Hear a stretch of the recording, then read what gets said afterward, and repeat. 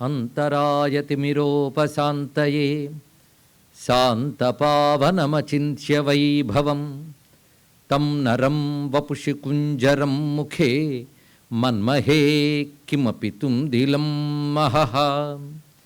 శరణం కరవాణి శర్మదం తే చరణం వాణి చరాచరోపజీవ్యం కరుణామసృణైః కటాక్షపాతైః కురు మాం అంబకృతార్థ సార్థవాహం. శారదా శారదాంభోజవదనా వదనాంబుజే సర్వదా సర్వదాస్మాకం సన్నిధిః సన్నిధిం క్రియాత్.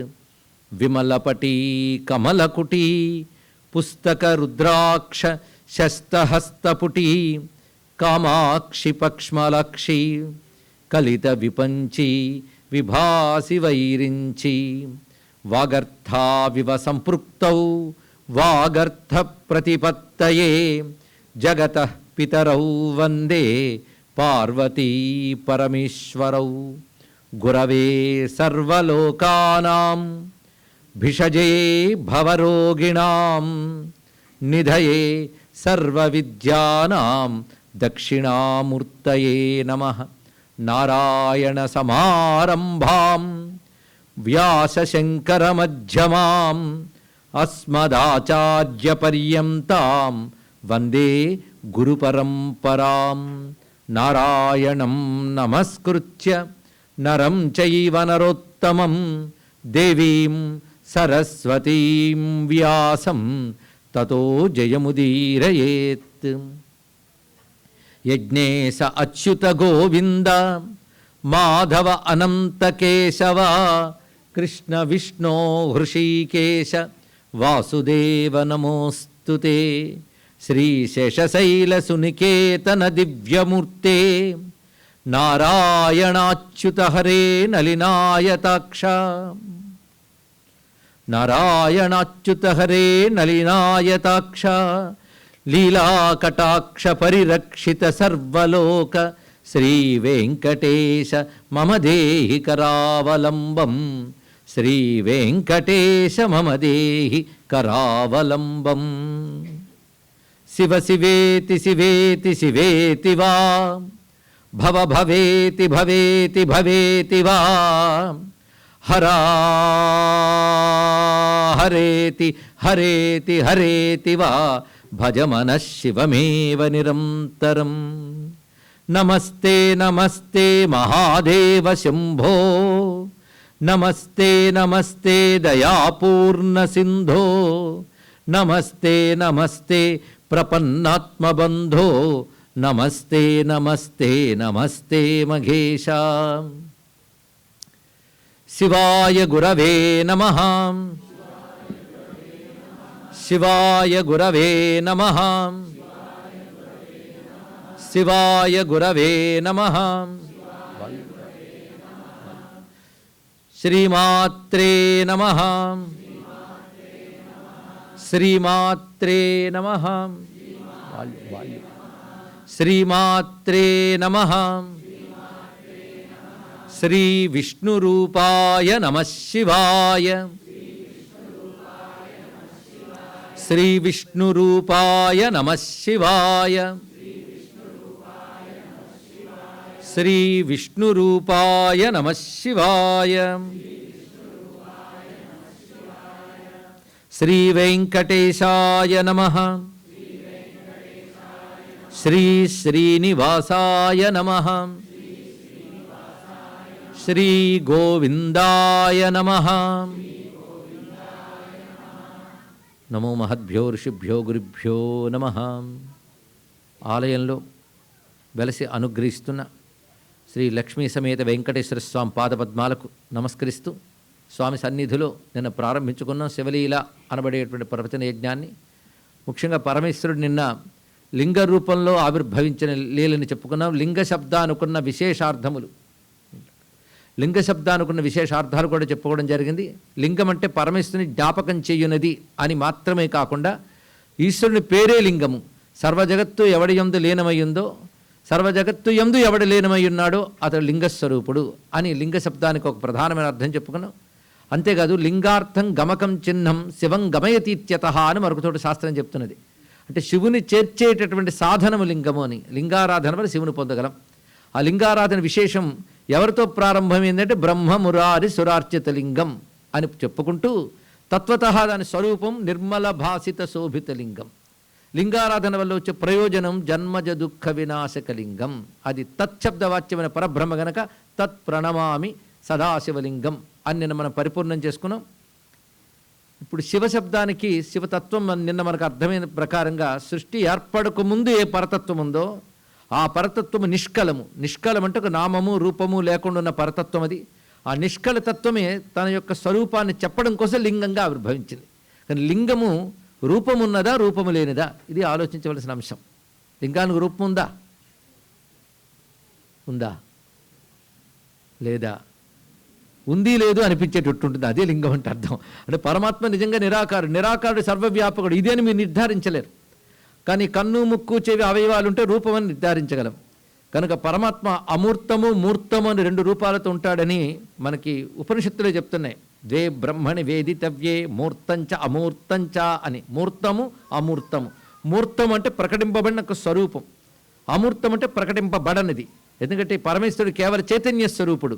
చైతన్యానికి రూపం ఉండాలని లేదు. అది సనాతన ధర్మంలో భగవంతుణ్ణి నిరాకారంగా సాకారంగా కూడా గుర్తిస్తాం మనం ఇక్కడ. అయితే నిరాకారమే భక్తులను అనుగ్రహించడం కోసం సాకారం అవుతుంది. కానీ సాకారాన్ని ఆరాధించినా మనం పట్టుకునేది నిరాకార తత్వాన్నే. కానీ నిరాకారమైన ఒకనొక తత్వం సాకారముగా వచ్చేటప్పటికి అనేక రూపాలు వస్తాయి. నిరాకారం ఎప్పుడో ఒకటే. ఆ నిరాకార సాకారాలకు మధ్యలో ఉంటుంది లింగం.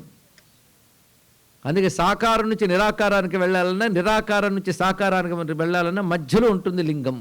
దీన్ని అరూప రూపం అంటారు. ఇక్కడ రూపము కాని రూపము అని అరూప రూపం అని చెప్పుకోవాలి. అలాంటి ఈ లింగారాధనలో సర్వరూపములు ఉంటాయి. అంటే పరమేశ్వరుడు ఎన్ని రూపాలు ధరించాడో రూపాలు అనేటప్పటికీ అనేకములు. వీటి సకలము అంటాం. ఇక్కడ సకలము అంటే కరచరణాది అవయవాలతో ఉండడాన్ని సకలం అంటారు. ఈ అవయవాలు లేకుండా నిష్కలమే సంపూర్ణతత్వంగా చెప్పబడితే లింగం. అంటే పరమేశ్వరుడు లింగతత్వం పూర్ణతత్వంగా మనకు చెప్పబడుతున్నది. ఆ లింగమే తన యొక్క సర్వరూపాలకు కూడా ఆధారమైనటువంటిది. అందుకే ఆ లింగం నుంచి పంచముఖ స్వరూపంతో నిన్న వచ్చాడు. మనల్ని ఎలా అనుగ్రహించాలో అలా రూపం నుంచి అందులోంచి ఆయన ప్రకటింపబడతాడు. కానీ శివునికి అనేక మూర్తులు వేదం వర్ణిస్తున్నది, ఆగమాలు చెప్తున్నాయి. అందులో ప్రధానంగా లింగ రూపం ఒకటి, రెండవది పంచముఖ శివస్వరూపము, అదేవిధంగా అర్ధనారీశ్వర స్వరూపము, మృత్యుంజయ స్వరూపము, నటరాజ స్వరూపము, ఆది కిరాత స్వరూపము అంటూ వివిధములైన శివమూర్తులు ఆగమాలు వర్ణిస్తున్నాయి. ఇవన్నిటికీ ఆ లింగం ఆలంబనం. ఆ లింగము నుండి ఇన్ని మూర్తులు మనకి తెలియబడుతున్నాయి. కానీ శివలింగంలో మీరు ఆరాధన చేస్తే ఏ మూర్తిగా అనుగ్రహించాలో ఆ మూర్తిగా శివుడే అనుగ్రహిస్తాడు. అంతేకాదు లింగమునందు ఏ మూర్తినైనా ధ్యానం చేసుకోవచ్చు. ఇక్కడ ధ్యానం చేయడానికి తగ్గ మూర్తులు, ఈ ధ్యానానికి యోగ్యమైన మూర్తులన్నీ కూడాను సకలములు అని చెప్తాయి. దాని మూలతత్వం నిష్కలమైన లింగం. లింగాన్ని కూడా ధ్యానం చేసుకోవచ్చు. అయితే ఈ లింగం గురించి చెప్తూ శివతత్వం గురించి చెప్తూ ఉపనిషత్తు ఒక మాట చెప్తుంది. యదా తమస్తన్న దివాన రాత్రి నసన్న చాసత్ శివ ఏవ కేవలః అని శ్వేతాశ్వత ఉపనిషత్తులోని మంత్రం ఇది. అప్పుడు అంటే సృష్టికి పూర్వం ఎలా ఉన్నది అంటే యదా తమస్తన్ నదివా నరాత్రి, వెలుగు లేదు చీకటి లేదు, పగలు లేదు రాత్రి లేదు, కారణము లేదు కార్యము లేదు అన్నాడు. అంటే వెలుగు లేదంటే తప్పనిసరిగా చీకటి ఉండాలి మన దృష్టిలో, చీకటి లేదంటే వెలుగు ఉండాలి. చీకటి వెలుగు రెండూ లేవంటే మనకు సృష్టికి సంబంధించిన చీకటి వెలుగు చూస్తున్నాం, కానీ సృష్టికి అతీతమైన స్థితి ఎలా ఉంటుందో మనం ఊహించగలమా? కానీ అలాంటి స్థితిలో ఉన్నది ఏది అంటే ఏదీ లేకుండా ఏదీ లేదు, ఏదీ లేని దాని నుంచి ఏదీ రాదు. తెలుసుకోండి, ఒక వస్తువు ఉన్నది, అది సద్వస్తువు. ఆ సద్వస్తువే కేవల శివ అన్నారు. ఆ దాని పేరు శివ కేవల. కేవలం అంటే అదొక్కటే. ఆ శివయేవ కేవల. ఆ శివుని యందు రాబోయే సృష్టికి సంబంధించిన బీజములన్నీ ఆయనలో ఉన్నాయి. ఇది లింగతత్వానికి నిన్న మనం చెప్పుకున్న దాన్ని మరొకటి కలుపుకోవాలి. ఎందుకంటే లింగతత్వం వచ్చేటప్పటికల్లా మన ధర్మంపై తెలియనటువంటి వాళ్ళు కూమర్శలు చేస్తూ మాట్లాడడం, అవి నిజాలనే భ్రాంతులు మనం ఉండడం. ఎందుకంటే మన ధర్మం గురించి మన వాళ్ళు చెప్తే మనం వినం, ఇతరులు చెప్తే వింటాం. వాళ్ళు సరిగ్గా అర్థం చేసుకోకుండా చెప్తారు. ఇది ఒక ప్రారంభం ఉంది మనకి ఇక్కడ. అదే లింగం గురించి చాలా నీచంగా మాట్లాడే వాళ్ళు కూడా మనకు కనబడుతుంటారు. వాళ్ళకి సరిగ్గా తత్వం అర్థం కావట్లేదు. నిన్న లింగం గురించి మనం చెప్పుకున్నాం. లింగం నిరాకార తత్వానికి సంకేతం, ఆది మధ్య అంతరహితమైన తత్వం. అందుకే వృత్తాకారంలో శివలింగం ఉంటుంది. అంతేకాదు కొన్ని 10 సంవత్సరాల క్రితం యూరోప్లో ఒక స్పేస్ రీసెర్చ్ సెంటర్ ఉంది. వాళ్ళు విశ్వానికి ఫోటో తీశారు శాటిలైట్ సహాయంతో. మొత్తం యూనివర్స్ అంతా ఫోటోగా వచ్చిందట. అది ఎలా వచ్చిందంటే అచ్చ లింగాకారంలో మొత్తం ఉన్నది ఇక్కడ. అయితే అదే ఇదని అన్వయిస్తారా అంటే నిన్న మనం చదివిన ఆపాతాళ నభస్థలాంత భువన బ్రహ్మాండమా విస్ఫుర జ్యోతిస్పాటిక లింగమౌళి విరసత్తని ఏదైతే వర్ణించారో అది ఇది ఒక్కలాగా సరిపోయిందండి. మొత్తం లింగం అనే మాటకి లింగ గర్భం జగత్ సర్వం అని శాస్త్రవాక్యం.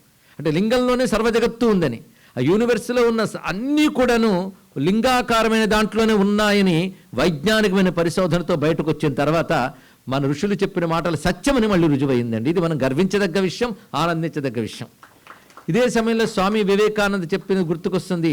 సైన్స్ పెరుగుతున్న కొద్దీ హిందూ మతం గొప్పతనం బయటపడుతుందని 1893లో ఈ దేశంలోనే చాటిన మహానుభావుడు. ఆయన చెప్పిన మాట సత్యమని రుజువయ్యిందని మనం ఇప్పుడు తెలుసుకుంటున్నాం. ఇక్కడ ఇది ఒక ఉదాహరణగా మాత్రం చూపించాం. అచ్చంగా ఆపాతాళ నభస్థలాంత భువన బ్రహ్మాండమా విస్ఫురత్ వర్ణనంతా అందులో కనబడుతుంది. కానీ విశ్వమంతా కలిపి చూస్తూ లింగ గర్భంగా కనబడుతుంది ఇక్కడ. అది పరమేశ్వరుని యొక్క ఆ లింగస్వరూపము. సమస్త విశ్వము దాని యందుంది, సమస్త విశ్వమునందు ఆయన ఉన్నాడు.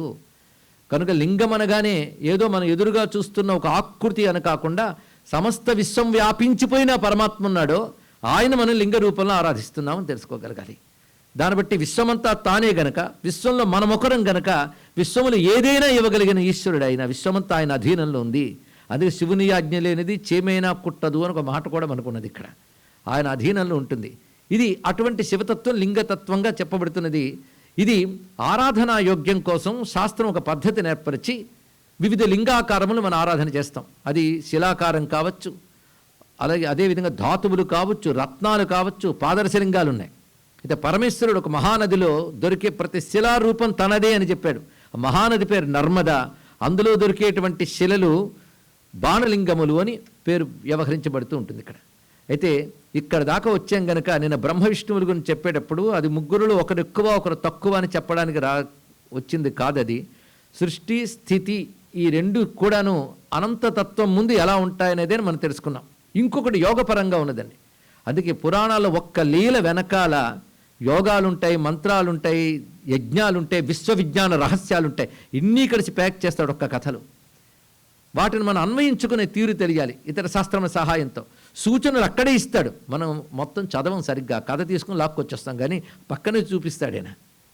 చాలామందికి కుండలిని శక్తి గురించి ఒక అవగాహన ఉండి ఉండొచ్చు కదా. అందరూ లలితా శాస్త్రం కూడా చదువుతున్నారు. కుండలిని శక్తి అంటే మూలాధారం నుంచి సహస్రారం వరకు ప్రతివారి వెన్నులో బిసతంతు తనీయసి అని చెప్పబడుతూ తామరతూడులోని దారంలా ఒక శక్తి ప్రసరిస్తుంది. దీన్ని చిచ్చక్తి అంటారు. చిత్ శక్తి. ఈ చిచ్చక్తే ఈ శరీరానికి అంతటికీ చైతన్యాన్ని ఇస్తున్నది. దాన్ని అది ప్రధానమైన నాడి సుషుమ్నా నాడి అయితే ఆ నాడి క్రమంగా మనకి హృదయంలోంచి వచ్చి సర్వనాడులకు ప్రసరిస్తుంటుంది. ఇది సాధారణంగా ఈ సుషుమ్నా నాడిని సాధన చేయడమే యోగం అనిపించుకుంటుంది. అది ఎలా ఉంటుందంటే అష్టం స్తంభాకారంలో ఉంటుందండి. ఇక్కడ స్తంభమే కదా. ఆ స్తంభం ఎక్కడి నుంచి ఉందంటే పాతాళం నుంచి నభస్సు వరకు స్తంభం అని నిన్ననే చెప్పుకుని ఆ పాతాళ నభస్థల అంత. పాతాళం అంటే ఏంటో కాదు, మనకి ఈ క్రింద పిరుదుల నుంచి పాదాల వరకు పాతాళ స్థానమే. పిరుదుల నుంచి భూమి మొదలుకొని భూర్భువస్సువహ మహాజనహ తప సత్యలోకముల వరకు ఇక్కడ వస్తుంది. కనుక సర్వలోకాలు ఎక్కడో లేవు, ఇక్కడే ఉన్నాయి. సర్వలోకాల్లో ఉన్న పరమాత్మ ఇక్కడే ఉన్నాడు. కనుకనే మూలాధారం నుంచి సహస్రారం వరకు స్తంభంలో ఉన్న సుషుమ్న ఇది ప్రధానం. ఈ సుషుమ్న మన శరీరంలో ఉంది గనక దానికి లిమిటేషన్స్గా అనుకుంటున్నాం. ఏమిటని ఇది మూలాధారం సహస్రారం, కానీ అది అన్లిమిటెడ్. సుషుమ్న శక్తి అది అక్కడెక్కడ సూర్యమండలంతో కనెక్ట్ అయి ఉంటుంది. ఇక్కడ మనలో ఉన్న సుషుమ్న శక్తి అది అనంతం.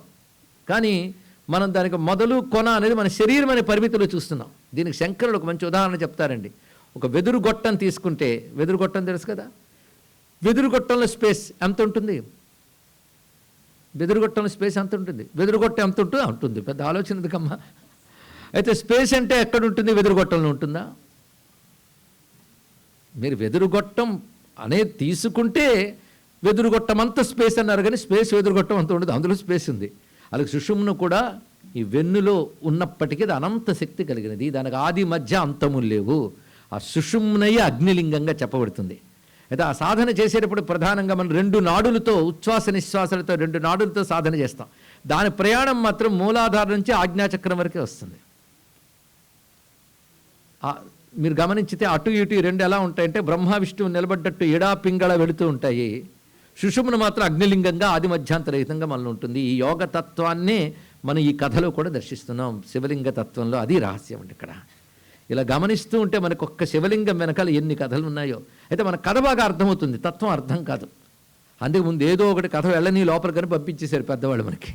ఇలా ఆలోచిస్తే నేను జ్ఞానతత్వంలో అనంత కాలతత్వం, అనంత విశ్వతత్వం, ఆ ఇన్ఫినిటీ అనే తత్వము లింగము ద్వారా తెలియబడుతుంది. పరమాత్మ అంటేనే అనంతము, సత్యం, జ్ఞానమనంతం బ్రహ్మ. దాని యందు అన్నీ లీనమై ఉన్నాయి. అది అన్నిట్లో నేను ఎందుకంటే లింగం, ఇది లింగ శబ్దానికి అర్థం చెప్పుకున్నాం ఇక్కడ.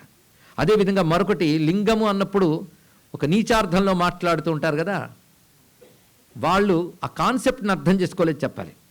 నేను శివలింగంలో ఈ తత్వంతో పాటు మరొక రూపం కూడా మనం పరిశీలిస్తాం. కొన్ని చోట్ల లింగారాధన అన్నప్పుడు వీళ్ళు అనుకునేదానికి అవకాశం ఇచ్చిన స్వరూపం కనబడుతుంది. కానీ అసలు దాని గురించి అర్థం చేసుకునే ప్రయత్నం చేద్దాం. ఈ జగత్తంతా ఏర్పడకముందు ఎక్కడున్నది? పరమాత్మ యందున్నది. ఆయన ఏం చేశాడంటే తన యందు బీజ రూపంలో ఉన్నదాన్ని సృష్టి కాలం వచ్చినప్పుడు ప్రకృతిలో ప్రవేశింపజేశాడు. ఆ బీజాన్ని ఆయన ప్రవేశింపజేయడం వల్ల ప్రకృతి ఒక్కసారి చైతన్యవంతమై ఆ బీజాలని రకరకాల జీవులుగా జగత్తుగా ఉత్పన్నం చేసింది. దీనికి సంబంధించి గీతలో భగవానుడు ఒక మాట చెప్తున్నాడు, తాసాం బ్రహ్మ మహద్యోని అహం బీజప్రదప్పిత అని వాక్యం మనకు కనబడుతుంది. యో యోనిం యోనిం అధితిష్టత్యేకః అని ఉపనిషత్తులు కూడా వాక్యం కనబడుతున్నది ఇక్కడ. అంటే పరమాత్మ ఈ సృష్టి జరిగే సమయం అంటే ఆయన చేసేయాలనుకోడు, దానికి ఆవిర్భవించే సమయం ఒకటి వస్తుంది. ఎలాగైతే పంటలకు ఒక సీజన్ ఉంటుందో జీవులకు కూడా దానికి ఉత్పత్తి తగ్గ కాలం ఉంటుంది ఇక్కడ. అంతవరకు అవన్నీ పరమాత్మ యందు లీనమై ఉంటాయి. ఇది ఎలాంటిది అంటే మాతృగర్భంలోకి బీజం ప్రవేశిస్తేనే జీవుడు తయారవుతాడు, రూపం వస్తుంది. తయారు కాకముందు ఎక్కడున్నాడు? తండ్రి యందు బీజ రూపంలో ఉన్నవాడు మాతృగర్భంలోకి ప్రవేశించాడు ఇక్కడ. అలా ప్రకృతి అనే మాతృగర్భంలోకి పరమేశ్వరుడు యందు ఉన్న సృష్టి అనే బీజములు ప్రవేశిస్తే సృష్టి వ్యక్తమవుతుంది. ఇలా ఆలోచిస్తే పరమాత్మ యందు సృష్టి బీజములు ఉన్నప్పుడు ఆయన ఏమయ్యాడు? తండ్రి స్థానమే కదా. తర్వాత ప్రకృతి యందు ప్రవేశించినప్పుడు మాతృస్థానమైంది కదా. ఈ రెండు తత్వాన్ని కలిపి చూడాలి కదా. అదే మనకి లింగము పానవట్టముగా చెప్తూ జననీ జనక భావాన్ని చూపిస్తున్నది. ఇది రహస్యమైన అంశం ఇక్కడ. అందుకే సృష్టి యొక్క సర్వబీజములు తనలో కలిగిన వాడు లింగరూపుడు. ఇది అద్భుతమైన భావం అండి ఇక్కడ.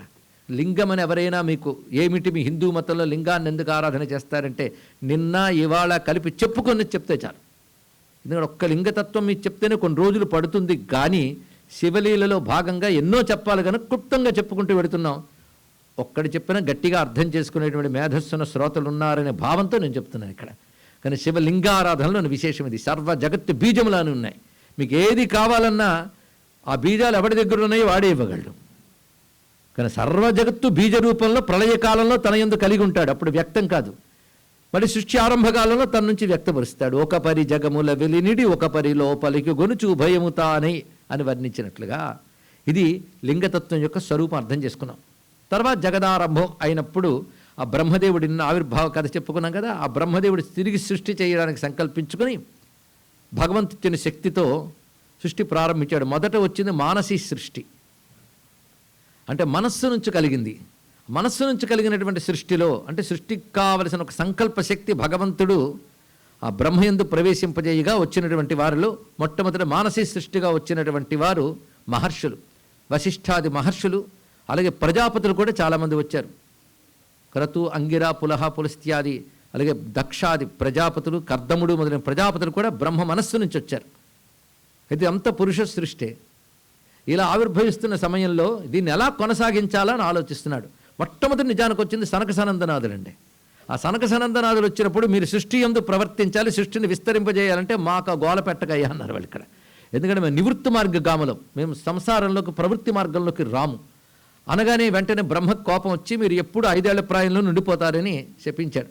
అయితే బ్రహ్మజ్ఞానికి వయస్సు శరీరంతో సంబంధం లేదు, ఉంటూ ఉన్నాం కానీ జ్ఞానంతో ఉన్నాం చాలు అనుకున్నారు. చూశాడు. తర్వాత నారదుల వారు వచ్చారు, ఆయన ఇది పని. ఇలాగైతే సృష్టి అలా కొనసాగిస్తా అని బాధపడుతున్నాడు ఆయన. అప్పుడు బాధపడుతూ ఒక ఉక్రోషం వచ్చింది, దుఃఖం వచ్చింది. అంటే బ్రహ్మ తనంత తానే ఇది సృష్టి చేయుడు, ఇది బాగా గుర్తుపెట్టుకోండి. మనం మళ్ళీ ఇవాళ రాత్రి బ్రహ్మ మీద కోపగించుకుంటాం ప్రవచనం అయ్యాక, ఇంత సృష్టి ఎందుకు చేసేవయ్యా అని. వర్షం పడితే మొక్కలు అనేకం వస్తాయి, అప్పుడు వర్షం వల్ల మొక్కలు వచ్చాయి అంటామా? అనమా? వర్షం వల్లే వచ్చాయి. కానీ అందులో ముళ్ళ చెట్లు ఉండొచ్చు, పళ్ళ చెట్లు ఉండొచ్చు. దాని అంతటికి వర్షం కారణం అనకూడదు.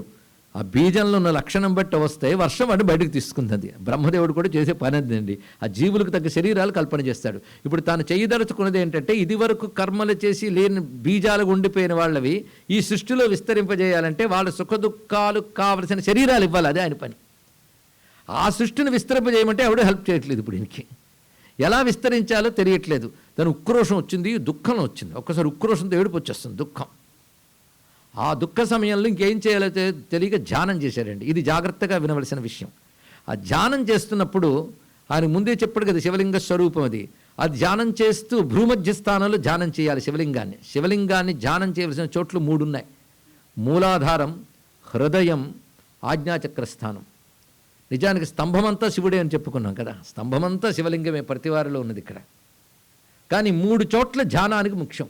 అంటే అన్ని చక్రాలు భగవత్శక్తే ఉంది. అది ఎలా ఉంటుందంటే స్తంభాకృతిలో ఉంటుంది ఇక్కడ. దానిలో 3 చోట్లు ధ్యానం చేయవలసిన చోట్లు అన్నారు. మూలాధారం దగ్గర ఉన్నటువంటిది స్వయంభూలింగం అని చెప్పబడుతుంది. అనాహతం హృదయస్థానంలో ధ్యానించేది ప్రాణలింగం. దీన్ని బాణలింగం అని కూడా అనుకోవచ్చు. ఇక్కడ ఇది బాణలింగం. అది భూమధ్య స్థానంలో జ్యోతిర్లింగం. ఇది జ్యోతిర్లింగ స్థానం అంటే ఇక్కడ. ఇది మనస్సును నియంత్రణ చేయగలిగే శక్తి ఇక్కడ ఉంటుంది. కనుక శివ ధ్యానానికి యోగ్యమైన స్థానం జ్యోతిర్లింగ స్థానం. ఈ 3 పైది మనం ఉత్కృష్టంగా చెప్తాం. పైన సహస్రార స్థానంలో శివశక్తి ఐక్య స్థానం మహాకైలాస లింగం. అది ఇది ప్రధానంగా ఈ 3 లింగాలు గుర్తుపెట్టుకోవాలి. ఈ జ్యోతిర్లింగ స్థానం, ఆ జ్యోతిర్లింగ స్థానంలో ప్రణవాన్ని మాత్రం జపం చేస్తూ ఆయన కూర్చున్నాడు అంతే. ఎవరు? బ్రహ్మదేవుడు.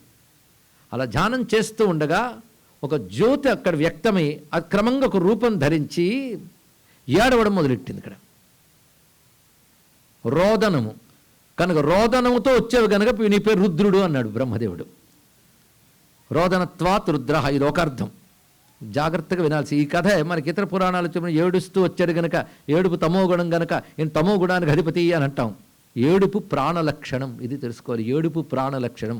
చిన్నప్పుడు పిల్లాడు పుడితే ఏడిస్తేనే, వాడు ఏడవకుండా వస్తే అది రోగం. అవునా లేదా? అదే ది ఫస్ట్ సౌండ్ ఈజ్ రోదనం. మనిషి చేసే మొదటి చప్పుడు ఏడుపే.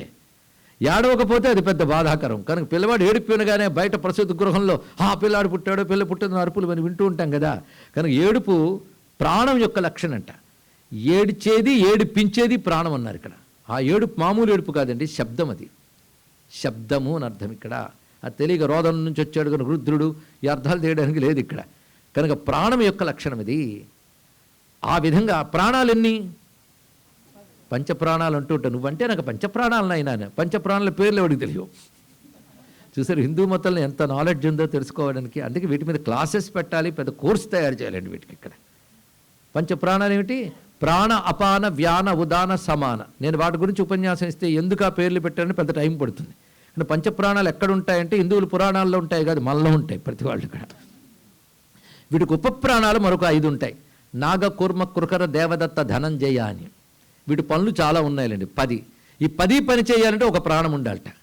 ఈ ప్రాణాలు మారుతూ ఉంటే పని చేస్తుంటాయి. ఈ పని చేయడానికి మరొక ప్రాణం ఉంది. అది మళ్ళీ ఆత్మరూపుడైన భగవంతుడు. అతను ప్రాణస్య ప్రాణః అని ఉపనిషత్తు చెప్తోంది. ప్రాణాలకే ప్రాణమైన వాడు. వాడు 11వ వాడు. ఎంత కలిపితే ఎంతమంది అయ్యారు?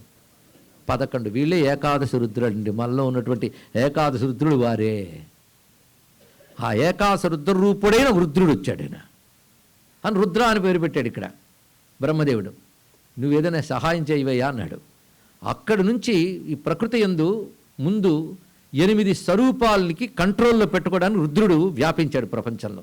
ఆ 8 పంచభూతాలు సూర్యుడు, చంద్రుడు, యజమాని. యజమాని అంటే యజ్ఞము చెయ్యువాడు అని ఒక అర్థము.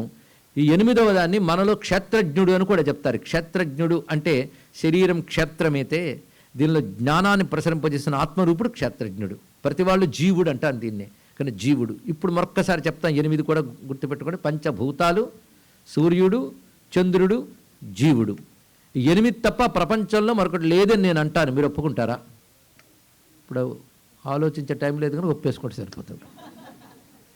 ఇంతే ఉన్నాయండి. మీలోనైనా నాలోనైనా మెటీరియల్ ఇదే. చుట్టూ ఉన్న దానిలో మెటీరియల్ ఇదే. పంచభూతాలు.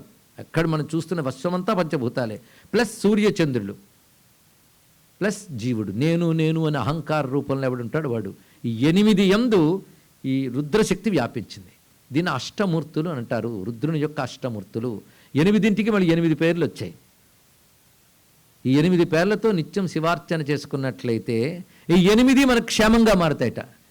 ఇది బాగుంది కదా, మనకి 8 బాగుంటే చాలు, అంతే. 8 బాగుంటే చాలు. మీలో 8, నాలో 8, అందరిలో 8 బాగుంటే చాలు. ఇక్కడ అంటే పంచభూతాలు బాగుంటే ఆరోగ్యం బాగుంటుంది. సూర్యుడు చంద్రుడు అంటే మన దృష్టి బుద్ధి సూర్యుడు, మనస్సు చంద్రుడు. చంద్రమా మనసో జాత. అర్థమైంది కదా. నేను అనుకునేవాడు 8వ వాడు. ఇప్పుడు 8 శివుడు అయితే మరి నేనెవరు? శివోహం. అది జ్ఞానం రావాలి. మరి నేనైనా అహంకారం పనికి బాగా వదిలేయాలండి ఇక్కడ. కానీ 8 రూపాలతో శివుడు వ్యాపించాడు.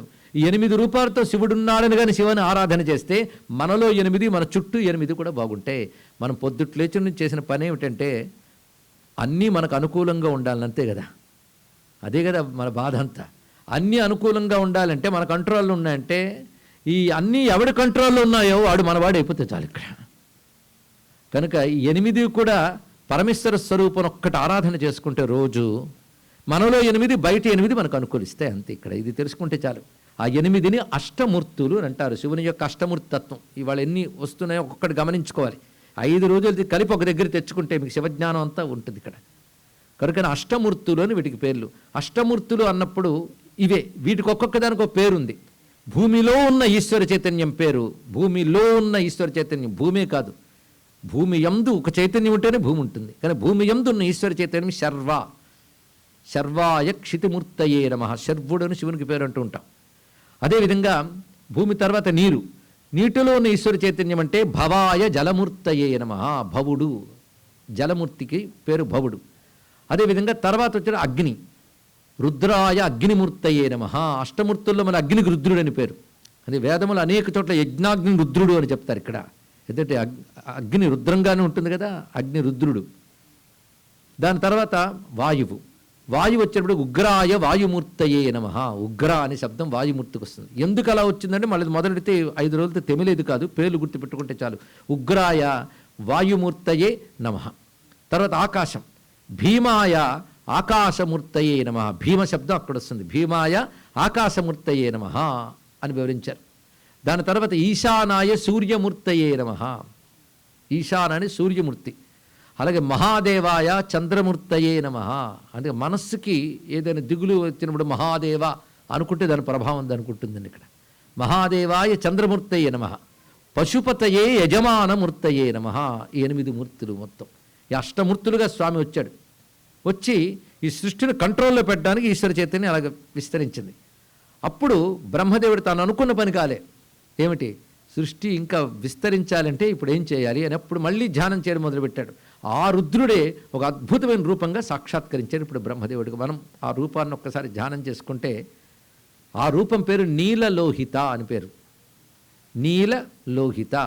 ఎడమవైపు నీలము, కుడివైపు లోహితం అంటే ఎరుపు, రెడ్. నీలము నీటికి సంకేతం, ఎరుపు అగ్నికి సంకేతం. ఈ స్వరూపము నీలము అంటే జలము అగ్ని కలిసిన మూర్తిగా వచ్చాడు. పైగా సగమది సగమిది. అంటే జగత్తంతా కూడా నీరు అగ్ని తప్ప మరొకట్లేదండి. ఇది కూడా మీరు ఒప్పుకోవలసినదే. ఎందుకంటే నీటి లక్షణం చలువ, అగ్ని లక్షణం వేడి. ఈ వేడి చలువలు ప్రపంచమంతా ఉన్నాయి, మనలో కూడా అవే ఉన్నాయి. అదేవిధంగా సస్యములు, ఔషధులు అన్నిట్లోని 2 లక్షణాలు ఉంటాయి. కొన్ని వేడి, కొన్ని చలువ. ఈ రెండిటితో ఔషధులు మొదలైనవి కూడా తయారవుతుంది. కానీ ప్రపంచమంతా గల అగ్నిశోమాత్మకం. ఈ అగ్నిశోమాత్మకం విశ్వంగా వ్యాపించడం కోసం ఒకే పరమాత్మ 2 రూపాలతో వచ్చాడు. అందుకే 2 విడివిడిగా కాకుండా 2 కలిపి ఒకటే వచ్చింది. ఇది అర్ధనారీశ్వర స్వరూపం అంటారండి. ఇక్కడ మొట్టమొదటి బ్రహ్మదేవుడికి కనబడినటువంటి అర్ధనారీశ్వర స్వరూపం ఇది. ఇక్కడ ఇది అర్ధనారీశ్వర రూపం పేరు నీలలోహిత. ఆ రూపంతో గోచరించాడు. అప్పుడు పరమేశ్వరుడికి నమస్కారం చేసుకున్నాడు బ్రహ్మదేవుడు. ఈ రూపంతో ఎందుకు కనబడ్డావయ్యా అంటే, నువ్వు ఏ పర్పస్తో నన్ను ధ్యానించావో దానికి తగ్గట్టు కనబడ్డాను. భగవంతుడు అనుకున్నట్టు కనబడ్డు. మనకి ఏది ఇవ్వదలుచుకున్నాడో దానికి తగ్గట్టు కనబడతాడు. కనుక ఒక్కొక్క రూపంలో ఒక్కొక్క భావం. నేను పంచముఖ తత్వంలో ఒక భావాన్ని చెప్పుకున్నాం. ఇప్పుడు ఈ తత్వాన్ని కూడా ఒకసారి పరిశీలిద్దాం. ఒకడే 2గా కనబడుతున్నాడు, ఒక్కదానిలోనే కనబడుతున్నాడు. పోనీ ఇద్దరు విడివిడిగా లేట అంటే మేమిద్దరం వేరు కాదు ఒకటే అని చెప్తున్నాడు ఇక్కడ. అదే అమ్మ, ఆ చలువ అనే తత్వం అమ్మవైతే వేడి అనే తత్వం అయ్యాయి, 2 కలిపి మనకు గోచరించింది. ఇప్పుడు వేడి కావాలా, చలువు కావాలా? తెలిసింది కదా. కానీ మనకి ఇద్దరూ కావాల్సింది ఇక్కడ. అసలు నిజానికి 2 కాడ అయినా 2కి అతీతమైనది ఇక్కడ. కానీ లోకక్షేమం కోసం, లోక వ్యవహారం కోసం భగవాన్ రెండుగా కనపడ్డాడు. దీని అర్ధనారీశ్వర స్వరూపం అంటారు ఇక్కడ. దీన్నే చాంపేయ గౌరార్ధ శరీరకాయే కర్పూర గౌరార్ధ శరీరకాయ ధమ్మిల్లకాయే చ జటాధరాయ నమశివాయే చ నమశివాయ అని కీర్తించడం జరిగింది ఇక్కడ.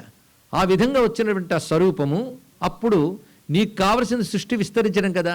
సృష్టి ఎలా విస్తరించుతుందంటే స్త్రీ పుం భావం చేత విస్తరించాలి.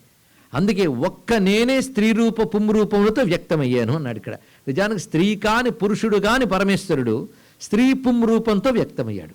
రెండు కలిపి ఒకటిగా చూపిస్తున్నాడు. అందులో సగం స్త్రీ సగం పురుషుడు అంటే సృష్టిలో స్త్రీత్వానికి పుంస్త్వానికి కూడాను సమప్రాధాన్యం ఉంది అని తెలుసుకోవాలి. ఎక్కువ తక్కువ లేవు. అది రెండు కలిపి చూపిస్తున్నాడు ఇక్కడ స్వరూపం. అది ఒక్కటే రెండయ్యింది. దీనికే మళ్ళీ మనకి ఉపనిషత్తుల్లో కానీ అదేవిధంగా ధర్మశాస్త్రాల్లో కానీ ఏకాకీన రమతే సహ తం ద్వేధా విభజ్య అనే మాటల్లో ఒక్కడు తన్ను తాను రెండు చేసుకున్నాడు అని చెప్తున్నారు ఇక్కడ. ఈ అర్ధనారీశ్వర తత్వం ఒకటి ప్రపంచంలో విజ్ఞాన శాస్త్రవేత్తలను కూడా ఆకర్షింపజేస్తూ ఆశ్చర్యం కలిగిస్తున్న గొప్ప తత్వం అండి. హిందూ మతం ఇచ్చిన గొప్ప కంట్రిబ్యూషన్స్లో ఒకటి దివ్యమైనటువంటి అర్ధనారీశ్వర స్వరూపం ఒకటి, నటరాజ స్వరూపం ఒకటి. ఇందులో విశ్వరహస్యం దాగి ఉందని శాస్త్రవేత్తలు అంటున్నారు. ఒక్కసారి మీరు ఆలోచించుకొని అన్న శాస్త్రవేత్తలు పరిశీలించండి, పరిశోధించండి. చాలామంది రాశారు. కొద్ది కాలం క్రితమే ఒక పెద్ద ఆయన డేవిడ్ ఫ్రాలే అని ఆయన Shiva the lord of yoga అని ఒక పుస్తకాన్ని రాశాడు. మీ పిల్లల చేత చదివించండి. దీన్ని బట్టి మనది బిలీఫ్ సిస్టమ్ కాదు, it is scientific and philosophical system Hindu మతం అంటే ఏంటి తెలుసుకుంటారు ఇక్కడ. ఈ జ్ఞానం కోసం అనే విషయాన్ని చెప్తున్నా ఇక్కడ. కనుక స్త్రీ పుంసాత్మకమైనటువంటిది, విశ్వమంతా స్త్రీ పుంసాత్మకమే. ప్రతి అణువులో మొదటి బ్రహ్మాండాల వరకు ఈ రెండు తత్వాలే దాగి ఉంటాయి, స్త్రీ పుం భేదం బట్టి. అలాగే పురుషుడని మనం ఎవరంటామో వాళ్ళలో స్త్రీత్వం ఉంటుంది. స్త్రీత్వం స్త్రీ అని ఎవరిని అంటాం, వాళ్ళ పుంస్త్వం కూడా ఉంటుంది. ప్రతివాడు రెండింటి యొక్క కలయికే. ఒక తత్వం బయట కనబడితే ఒక తత్వం లోపల ఉంటుంది అంతే. ఇక్కడ ఈ రెండిటికి మూలమైన తత్వం ముందు ఆవిర్భవించింది, ఆ స్త్రీ పుం రూపమైన అర్ధనారీశ్వర తత్వం అది ఇక్కడ. అప్పుడు బ్రహ్మదేవుడు నేను దీన్ని ఎలాగ గ్రహించి చేయగలను అంటే, స్త్రీ సృష్టి నువ్వు చేయలేవలే, ఈ ఎడం భాగం చూసుకుంటుందని చెప్పాడు. ఆ ఎడం భాగం అమ్మవారు.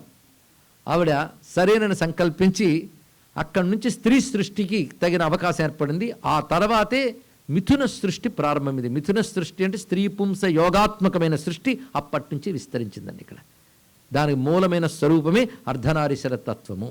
కానీ విశ్వమంతా స్త్రీ పుంసాత్మకము, దానికి మూలము స్త్రీ పుంసాత్మకమైన శివతత్వం.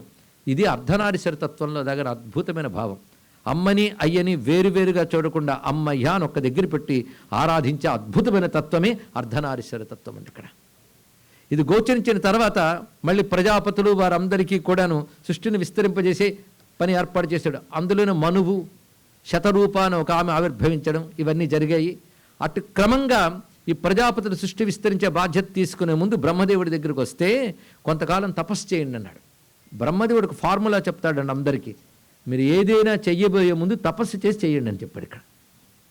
తపస్సు చేయడం వల్ల బుద్ధికి ఒక కుదురు ఏర్పడి ఒక దివ్య జ్ఞానాన్ని పొందగలిగే శక్తి వస్తుంది, ఒక స్పష్టత వస్తుంది. అప్పుడు మీరు పని చేశారనుకోండి గొప్పగా ఉంటుంది. నీకు ఎలా తెలిసయ్యా బ్రహ్మదేవ అంటే మొదట నేను అదే చేశానని చెప్పాడు ఇక్కడ. మొట్టమొదట ఆయనకి సృష్టి ఆరంభంలో తపా తపా అనే శబ్దం వినబడిందిట. అదేదో నీళ్లున్నాయి తపతపలాడుతున్నా అనుకోలేదు ఆయన. తపా తప అంటే తపస్సు చేయమని సంకేతాన్ని తీసుకుని తపస్సును ఆచరించాడు. అందుకే వచ్చిన వాళ్ళందరికీ తర్వాత తపస్సు చేయి అని చెప్పాడు. తద్ధి తపహ అన్నట్లుగా. అందుకే తపస్సు ముందు, తర్వాత మిగిలివన్నీ. అదే మనం తీసుకుని పొద్దునపూట స్నానాదులు చేసుకుని తెల్లవారుజామున కాస్త తపస్సు చేసుకుని పనిలోకి వెళ్తాం. అది మనకు అలవాట్లోకి కూడా తీసుకొచ్చారండి. ప్రారంభంలో తపస్సు అవసరం, తపస్సు లేకుండా ఏ పని చేయకూడదు. ఇది ముఖ్యమైన అంశం.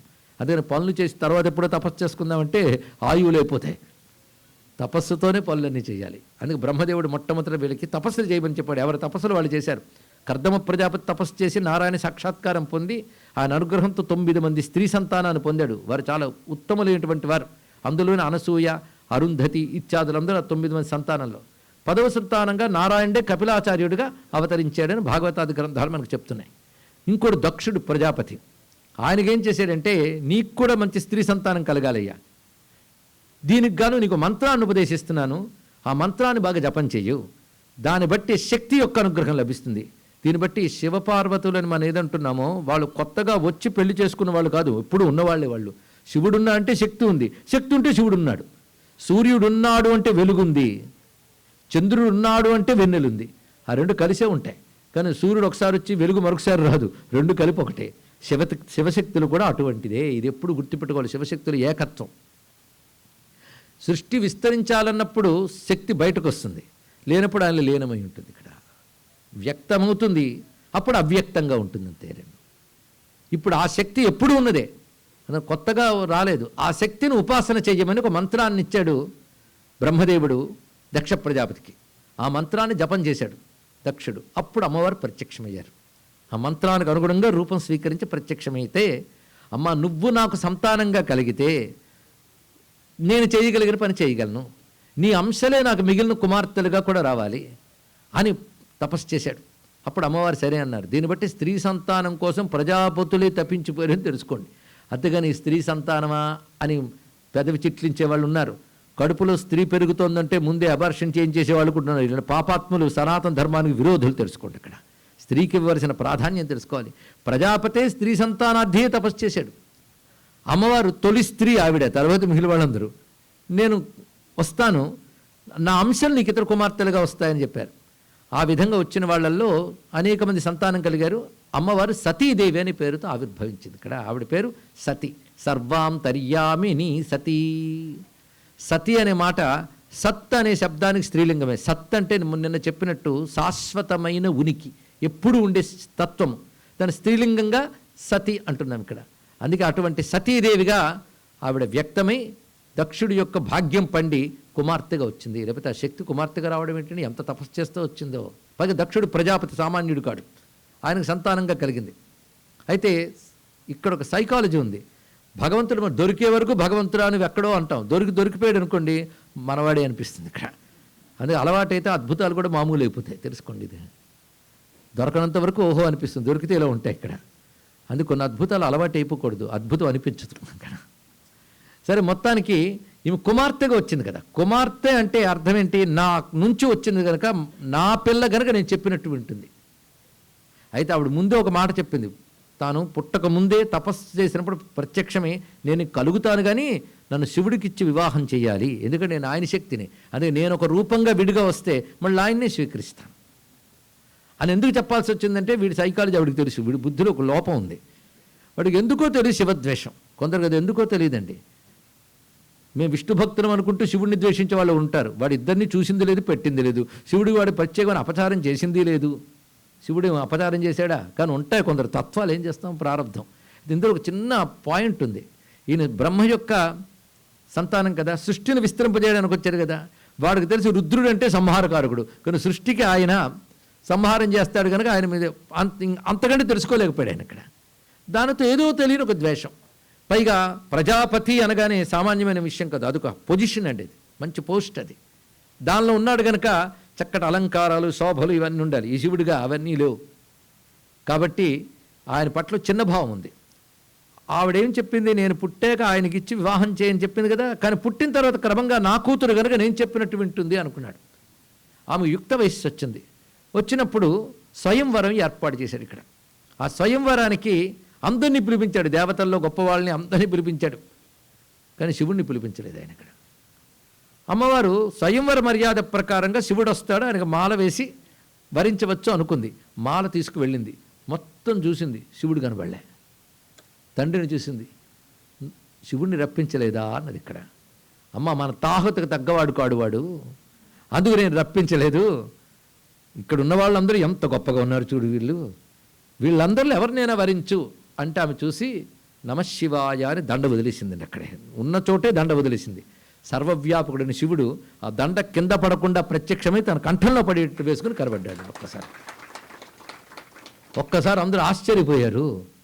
ఆవిడ అనుకున్నది చేసింది చూడండి ఇక్కడ. అందుకే మీరు ప్రేమ కథలు ఏవో చెప్తారు, కానీ మొదటి ప్రేమ కథ ఇక్కడే మొదలైంది చూడండి. అలాగా పరమేశ్వరుడు ఆ వరమాల వేసుకుని అంతర్ధానం అయిపోయాడు. ఆయన పని ఏంటి అయిపోయింది ఇక్కడ. ఎందుకు? శివుడు అంటే సర్వవ్యాపకుడు, వాడికి ఏం తెలుసా తత్వం. మొత్తానికి ఒక్కసారి దక్షుడు సింహాసనం మీద ఆశ్చర్యపోయి లేచి మళ్ళీ చతికిలు పడిపోయాడు. ఎంత పని జరిగిపోయింది, జరగరాని జరిగిపోయిందని దుఃఖపడుతూ కూర్చున్నాడు. పైగా పెద్ద సభ. అమ్మవారు శివుణ్ణి వరించేది, మిగిలిన వాళ్ళందరూ చప్పట్లు కొట్టారు. ఈయనకి మాత్రం లోపల బాధగా ఉంది ఇక్కడ. అప్పుడు బ్రహ్మదేవుడు విష్ణువు వెళ్ళి అతన్ని ఓదార్చారు. అజ్ఞాని, నువ్వు ఎంత అదృష్టవంతుడయ్యా, రుద్రుడు నీకు అల్లుడయ్యాడు. రుద్రుడు అనగానే రోదనం వల్ల రుద్రుడయ్యాడు కదా అంటే నీకు సరిగ్గా అర్థం తెలియలేదు. రుద్రుడు అంటే ప్రాణస్వరూపుడు. ప్రాణావావ రుద్రాహ అని శాస్త్రమంత్రం. అందుకు రుద్ర శబ్దానికి ఇప్పుడు అర్థం చెప్పుకుందాం. శివ శబ్దాన్ని చెప్పుకున్నాం కదా, రుద్ర. అసలు రుద్ర అని అన్నా విన్నా చాలు అనేక రోగాలు మొదలైనవి పోతాయిట. అంతేకాదు కొన్ని తంత్రశాస్త్ర గ్రంథాల్లో చెప్తాడు, రుద్ర శబ్దం ఉచ్చరిస్తే ఇంట్లో ఉన్న దోషాలు పోతాయిట. ఇది రుద్ర హృదయోపనిషత్తు అని యజుర్వేదంలో ఉంది. శ్రీ రుద్ర రుద్ర రుద్రహితి, శ్రీ రుద్ర రుద్ర రుద్రహితి. ముమ్మాళ్ళు రుద్రనామం అంటే చాలయ్యా ఆ చోటుకున్న దోషాలు పోతాయి అన్నారు. నమో వాస్తవ్యాయచ వాస్తుపాయచ. ఈ రుద్రుని గురించే ఎన్ని విషయములు ఋగ్వేదం మొదలుకొని అనేక వేదాల్లో కనబడుతుంటుంది. అందులో ఏకో రుద్ర నద్వితీయాయతస్తే యయిమాల్లోకాన్ ఈశత ఈశనీభి అని వైదిక మంత్రం ఉంది. అదే మళ్ళీ ఉపనిషత్తు కూడా గ్రహించింది. ఏకో రుద్ర, ఒకడే రుద్రుడు. రెండో అనేది లేదు, ఉన్నదంతా ఆయనే. రెండవది లేదు అంటే రుద్రుడు తప్ప మిగిలినవి లేవని కాదు, ఉన్నదంతా సర్వము రుద్రుడే. ఏకో రుద్ర. అక్కడ రుద్ర శబ్దానికి అర్థం ఏంటంటే రోదనము కలిగినందుకు రుద్రుడు అనేది ఒక మామూలు మీనింగ్. అసలు రుద్ర శబ్దానికి అర్థం చెప్తున్నారు వినండి. యద్దుఃఖం దుఃఖహేతుర్వా తద్రావయతిన ప్రభు రుద్ర ఇత్యుచ్యతే సద్భి శివ పరమ కారణం. ఇది రుద్ర శబ్దానికి అర్థం. రుద్ర అనే మాటకు రుత్తుని ద్రవింపజేయవాడు. ద్రవింపజేయటే కరగించేవాడు, నశింపజేయవాడు అని అర్థం. రుత్తుని నశింపజేస్తట. రుత్ అంటే దుఃఖము, దుఃఖ కారణము. రుత్ అనే శబ్దానికి దుఃఖము, దుఃఖ కారణము. దుఃఖం పోగొట్టుకోవాలని అందరూ అనుకుంటాం కానీ దుఃఖ కారణం పోవాలి. అవునా లేదా అండి? విషవృక్షం నరికితే సరిపోదు, దాని దుంప కూడా తీసిపారేయాలి. ఇక్కడ రూట్ కాజ్ అంటాం, దాంతో సహా తీసేయాలి. కనుక దుఃఖాలకు మూలం పాపం, పాపానికి మూలం అజ్ఞానం. అదంతా తోలగ్గా పోదండి. దుఃఖం పోతుందేమో కానీ మహా కష్టపడితే పాపం కూడా పోతుంది కానీ అజ్ఞానం పోదు. అజ్ఞానం వల్ల జన్మలు వస్తుంటాయి. శివుణ్ణి మీరు ఆశ్రయిస్తే దుఃఖాన్ని పోగొట్టడమే కాదు, దుఃఖానికి మూలమైన పాపాన్ని పోగొడతాడు. క్రమంగా పాపానికి మూలమైన అజ్ఞానాన్ని కూడా పోగొడతాడు. కనుక దుఃఖాన్ని సమూలంగా నశింపజేయువాడు అని రుద్ర శబ్దానికి అర్థం. ఇప్పుడు ఎంత దివ్యమైన అర్థం వచ్చింది. కనుక రుద్ర నామం అంటే దుఃఖము, దుఃఖ కారణమైన పాపము, పాప కారణమైనటువంటి అజ్ఞానము పోతుంది. అందుకే వేద నిరుక్తం ఏం చెప్తుందంటే రుద్ర శబ్దానికి ప్రణత దుఃఖద్రావక ఒకటే మాట. నమస్కరించిన వారి దుఃఖాన్ని పోగొట్టువాడా. కనుక రుద్ర అంటే దుఃఖనాశకుడు, ఆనంద స్వరూపుడు. ఇది ఒక అర్థం అండి. అంతేకాదు ఋతం వేద శబ్దం బ్రహ్మణే దదాతీతి రుద్ర అని చెప్పి. ఋతం అంటే శబ్దం, నాదం. సృష్ట్యాది యందు శబ్దాన్ని బ్రహ్మకిచ్చినవాడు అని అర్థం. సృష్ట్యాది యందు శబ్దం అంటే వేదము. ఆ వేదమును బ్రహ్మకిచ్చినవాడు. యో బ్రహ్మాణం విదదాతి పూర్వం యో హి వేదాః ప్రహిణోహి తస్మై తగుం హి దేవమాత్మబుద్ధి ప్రకాశం ముముక్షుర్వై శరణమహం ప్రపద్యే అని మళ్ళీ ఉపనిషత్ మంత్రం. అలాగా ముందు శబ్దరూపంగా వ్యక్తమయ్యాడు ఆయన. ఎందుకు ఇందాక చెప్పినప్పుడు రోదనం అంటే ఏడుపు కాదయ్యా, శబ్దం యొక్క ఎక్స్ప్రెషన్. శబ్దం వ్యక్తీకరణ అవుతుంది. ప్రాణం ఉంటే కానీ శబ్దం లేదు. అవునా లేదా? ప్రాణం లేనిదే ఆవిడ శబ్దం పలకలేడు. కానీ ఆ ప్రాణం వల్ల శబ్దం పలకబడుతుంది. కనుక ఆ శబ్దాన్ని వ్యక్తీకరించే ప్రాణమే ఆయన. అందుకే శబ్ద ప్రదాత. శబ్దము అనగా కేవలం సౌండ్ అనే కాకుండా జ్ఞానము. అందుకే రుద్ర శబ్దం జ్ఞానప్రదాత అనే అర్థాన్ని మనకు తెలియజేస్తుంది. ఇలా రుద్ర శబ్దానికి చాలా చాలా అర్థాలు ఉన్నాయి. మరికొన్ని అర్థాలు చెప్పుకుందాం. రుజాం ద్రావయతీతి రుద్ర. రుజాం అంటే రోగములను పోగొట్టువాడు. అందుకే మనకు రుద్రాభిషేకాలు చేస్తే గ్రహదోషాలు కూడా పోతూ ఉంటాయి. ఇక్కడ అంత శక్తివంతమైన మంత్రములు రుద్ర నమక మంత్రములని వేదంలో యజుర్వేదంలో మనకు కనబడుతున్నాయి. కానీ ఋగ్వేదంలో రుద్రమంత్రాలు ఉన్నాయి, సామవేదంలో కూడా ఉన్నాయి, అధర్వేదంలో కూడా ఉన్నాయి.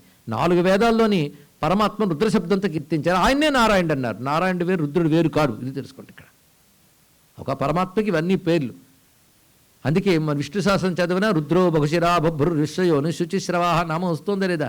స్వయంభూ శంభురాదిత్య ఇవన్నీ కనబడుతున్నాయి. కానీ రుద్ర శబ్దానికి ఇంత అర్థం తెలిసాక శ్రీ రుద్రాయ నమః అనేది గొప్ప మంత్రం అండి. ఇక్కడ శివాయ నమః, రుద్రాయ నమః.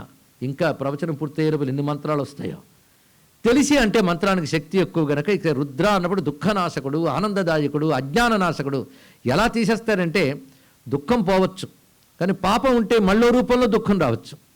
పాపం పోవచ్చు కానీ అజ్ఞానం ఉంటే మళ్ళీ జన్మలు వస్తాయి. కానీ మా స్వామి ఏం చేస్తారంటే ఇప్పుడు దుఃఖం తీసేస్తాడు, పాపం తీస్తాడు, అజ్ఞానం తీసేస్తాడు. అజ్ఞానం తీస్తే మరి జన్మ లేదండి. ఇక్కడ అవిద్యానాశనం అంటారు. ఇక్కడ అది ఉండే వరకే జన్మ వస్తూ ఉంటుంది. అది కూడా తీస్తే మరి జన్మ లేదు. దీన్ని బట్టి జన్మరాహిత్యాన్ని ప్రసాదించేటువంటి రుద్ర అనే నామం ఎంత దివ్యమైనదో గ్రహించవలసింది. ఈ అర్థం ఇక్కడ వీడికి తెలియదు దక్షుడికి. అది రుద్రుడు అనగా రోదనమని, ఉగ్రమని, తామసమని అనుకున్నాడు. పిచ్చివాడ, లోకల్లో ఉన్న సత్వరజస్తమో గుణాలు వేరు. కానీ బ్రహ్మ విష్ణు రుద్రుడు అంటే సత్వరజస్తమో గుణాలు చెప్పి శివుడు తమో గుణం అనడానికి లేదు. 3 గుణాలకు నియామకులు తప్ప వాళ్ళు 3 గుణాలు ఉన్నాయనడానికి లేదు. ఇది గ్రహించవలసింది ఇక్కడ.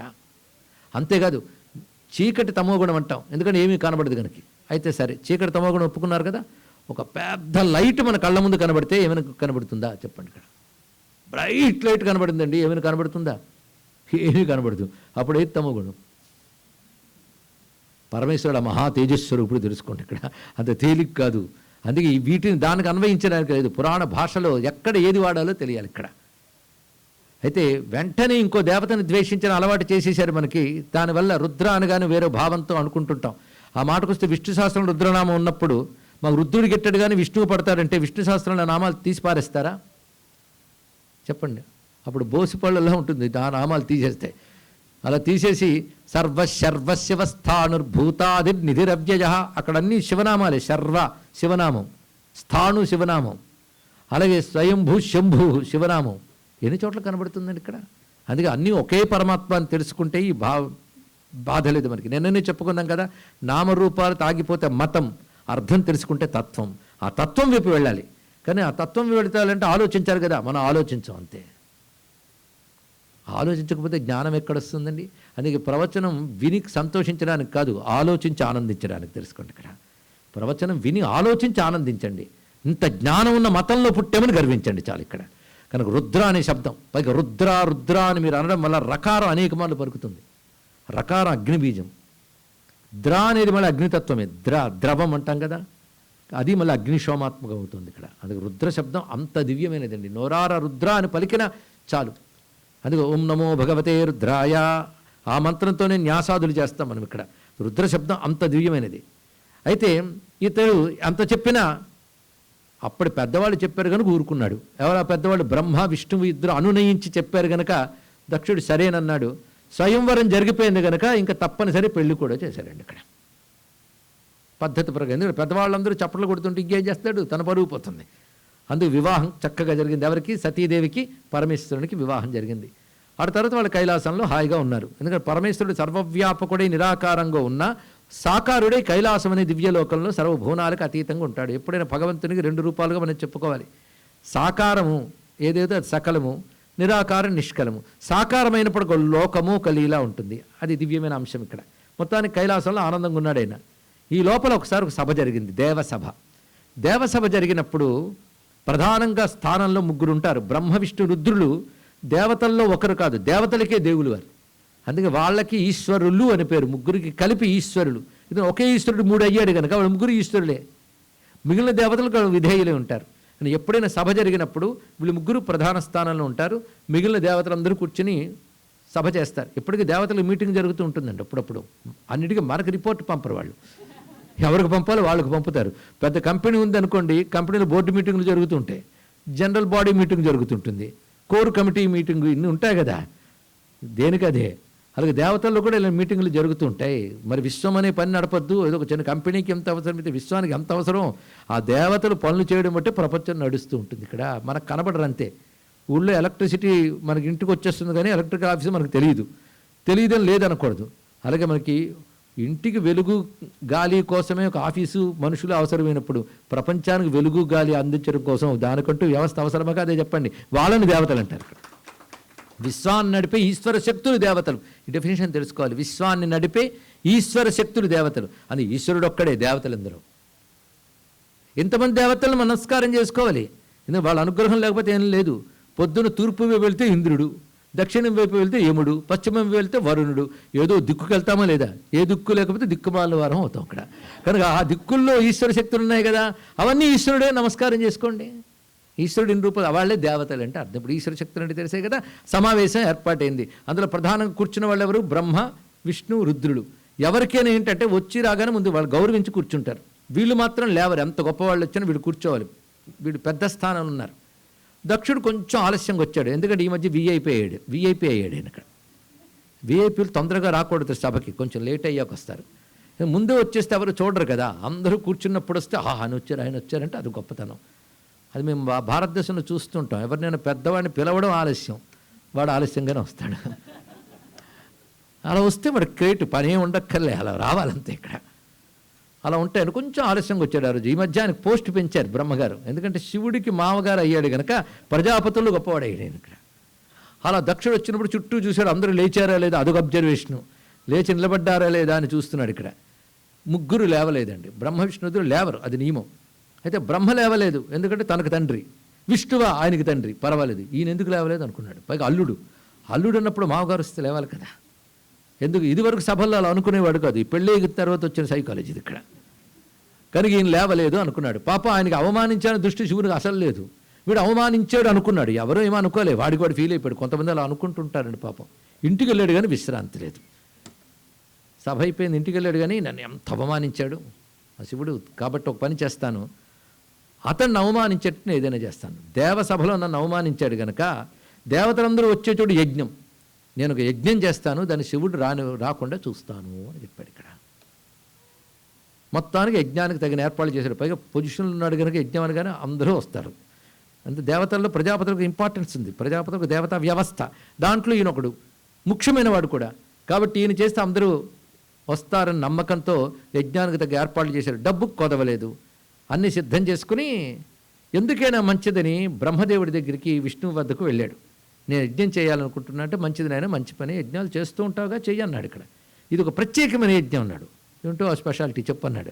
శివుణ్ణి రానివ్వని యజ్ఞానికి ఇక్కడ అది చేయబోతున్నది అన్నాడు. ఇక్కడ వెంటనే బ్రహ్మ ఇదేం బుద్ధి అయ్యా అన్నాడు. ఇక్కడ విష్ణువు కూడా చెప్పాడు, ఇది మంచి ఆలోచన కాదు నాయనా, నీకు తెలియట్లేదు, ఇది కూడనిది సుమ. ఎందుకంటే యజ్ఞము ప్రారంభిస్తారు, కొనసాగిస్తారు, పూర్ణాహుతి చేస్తారు, అంతే కదా.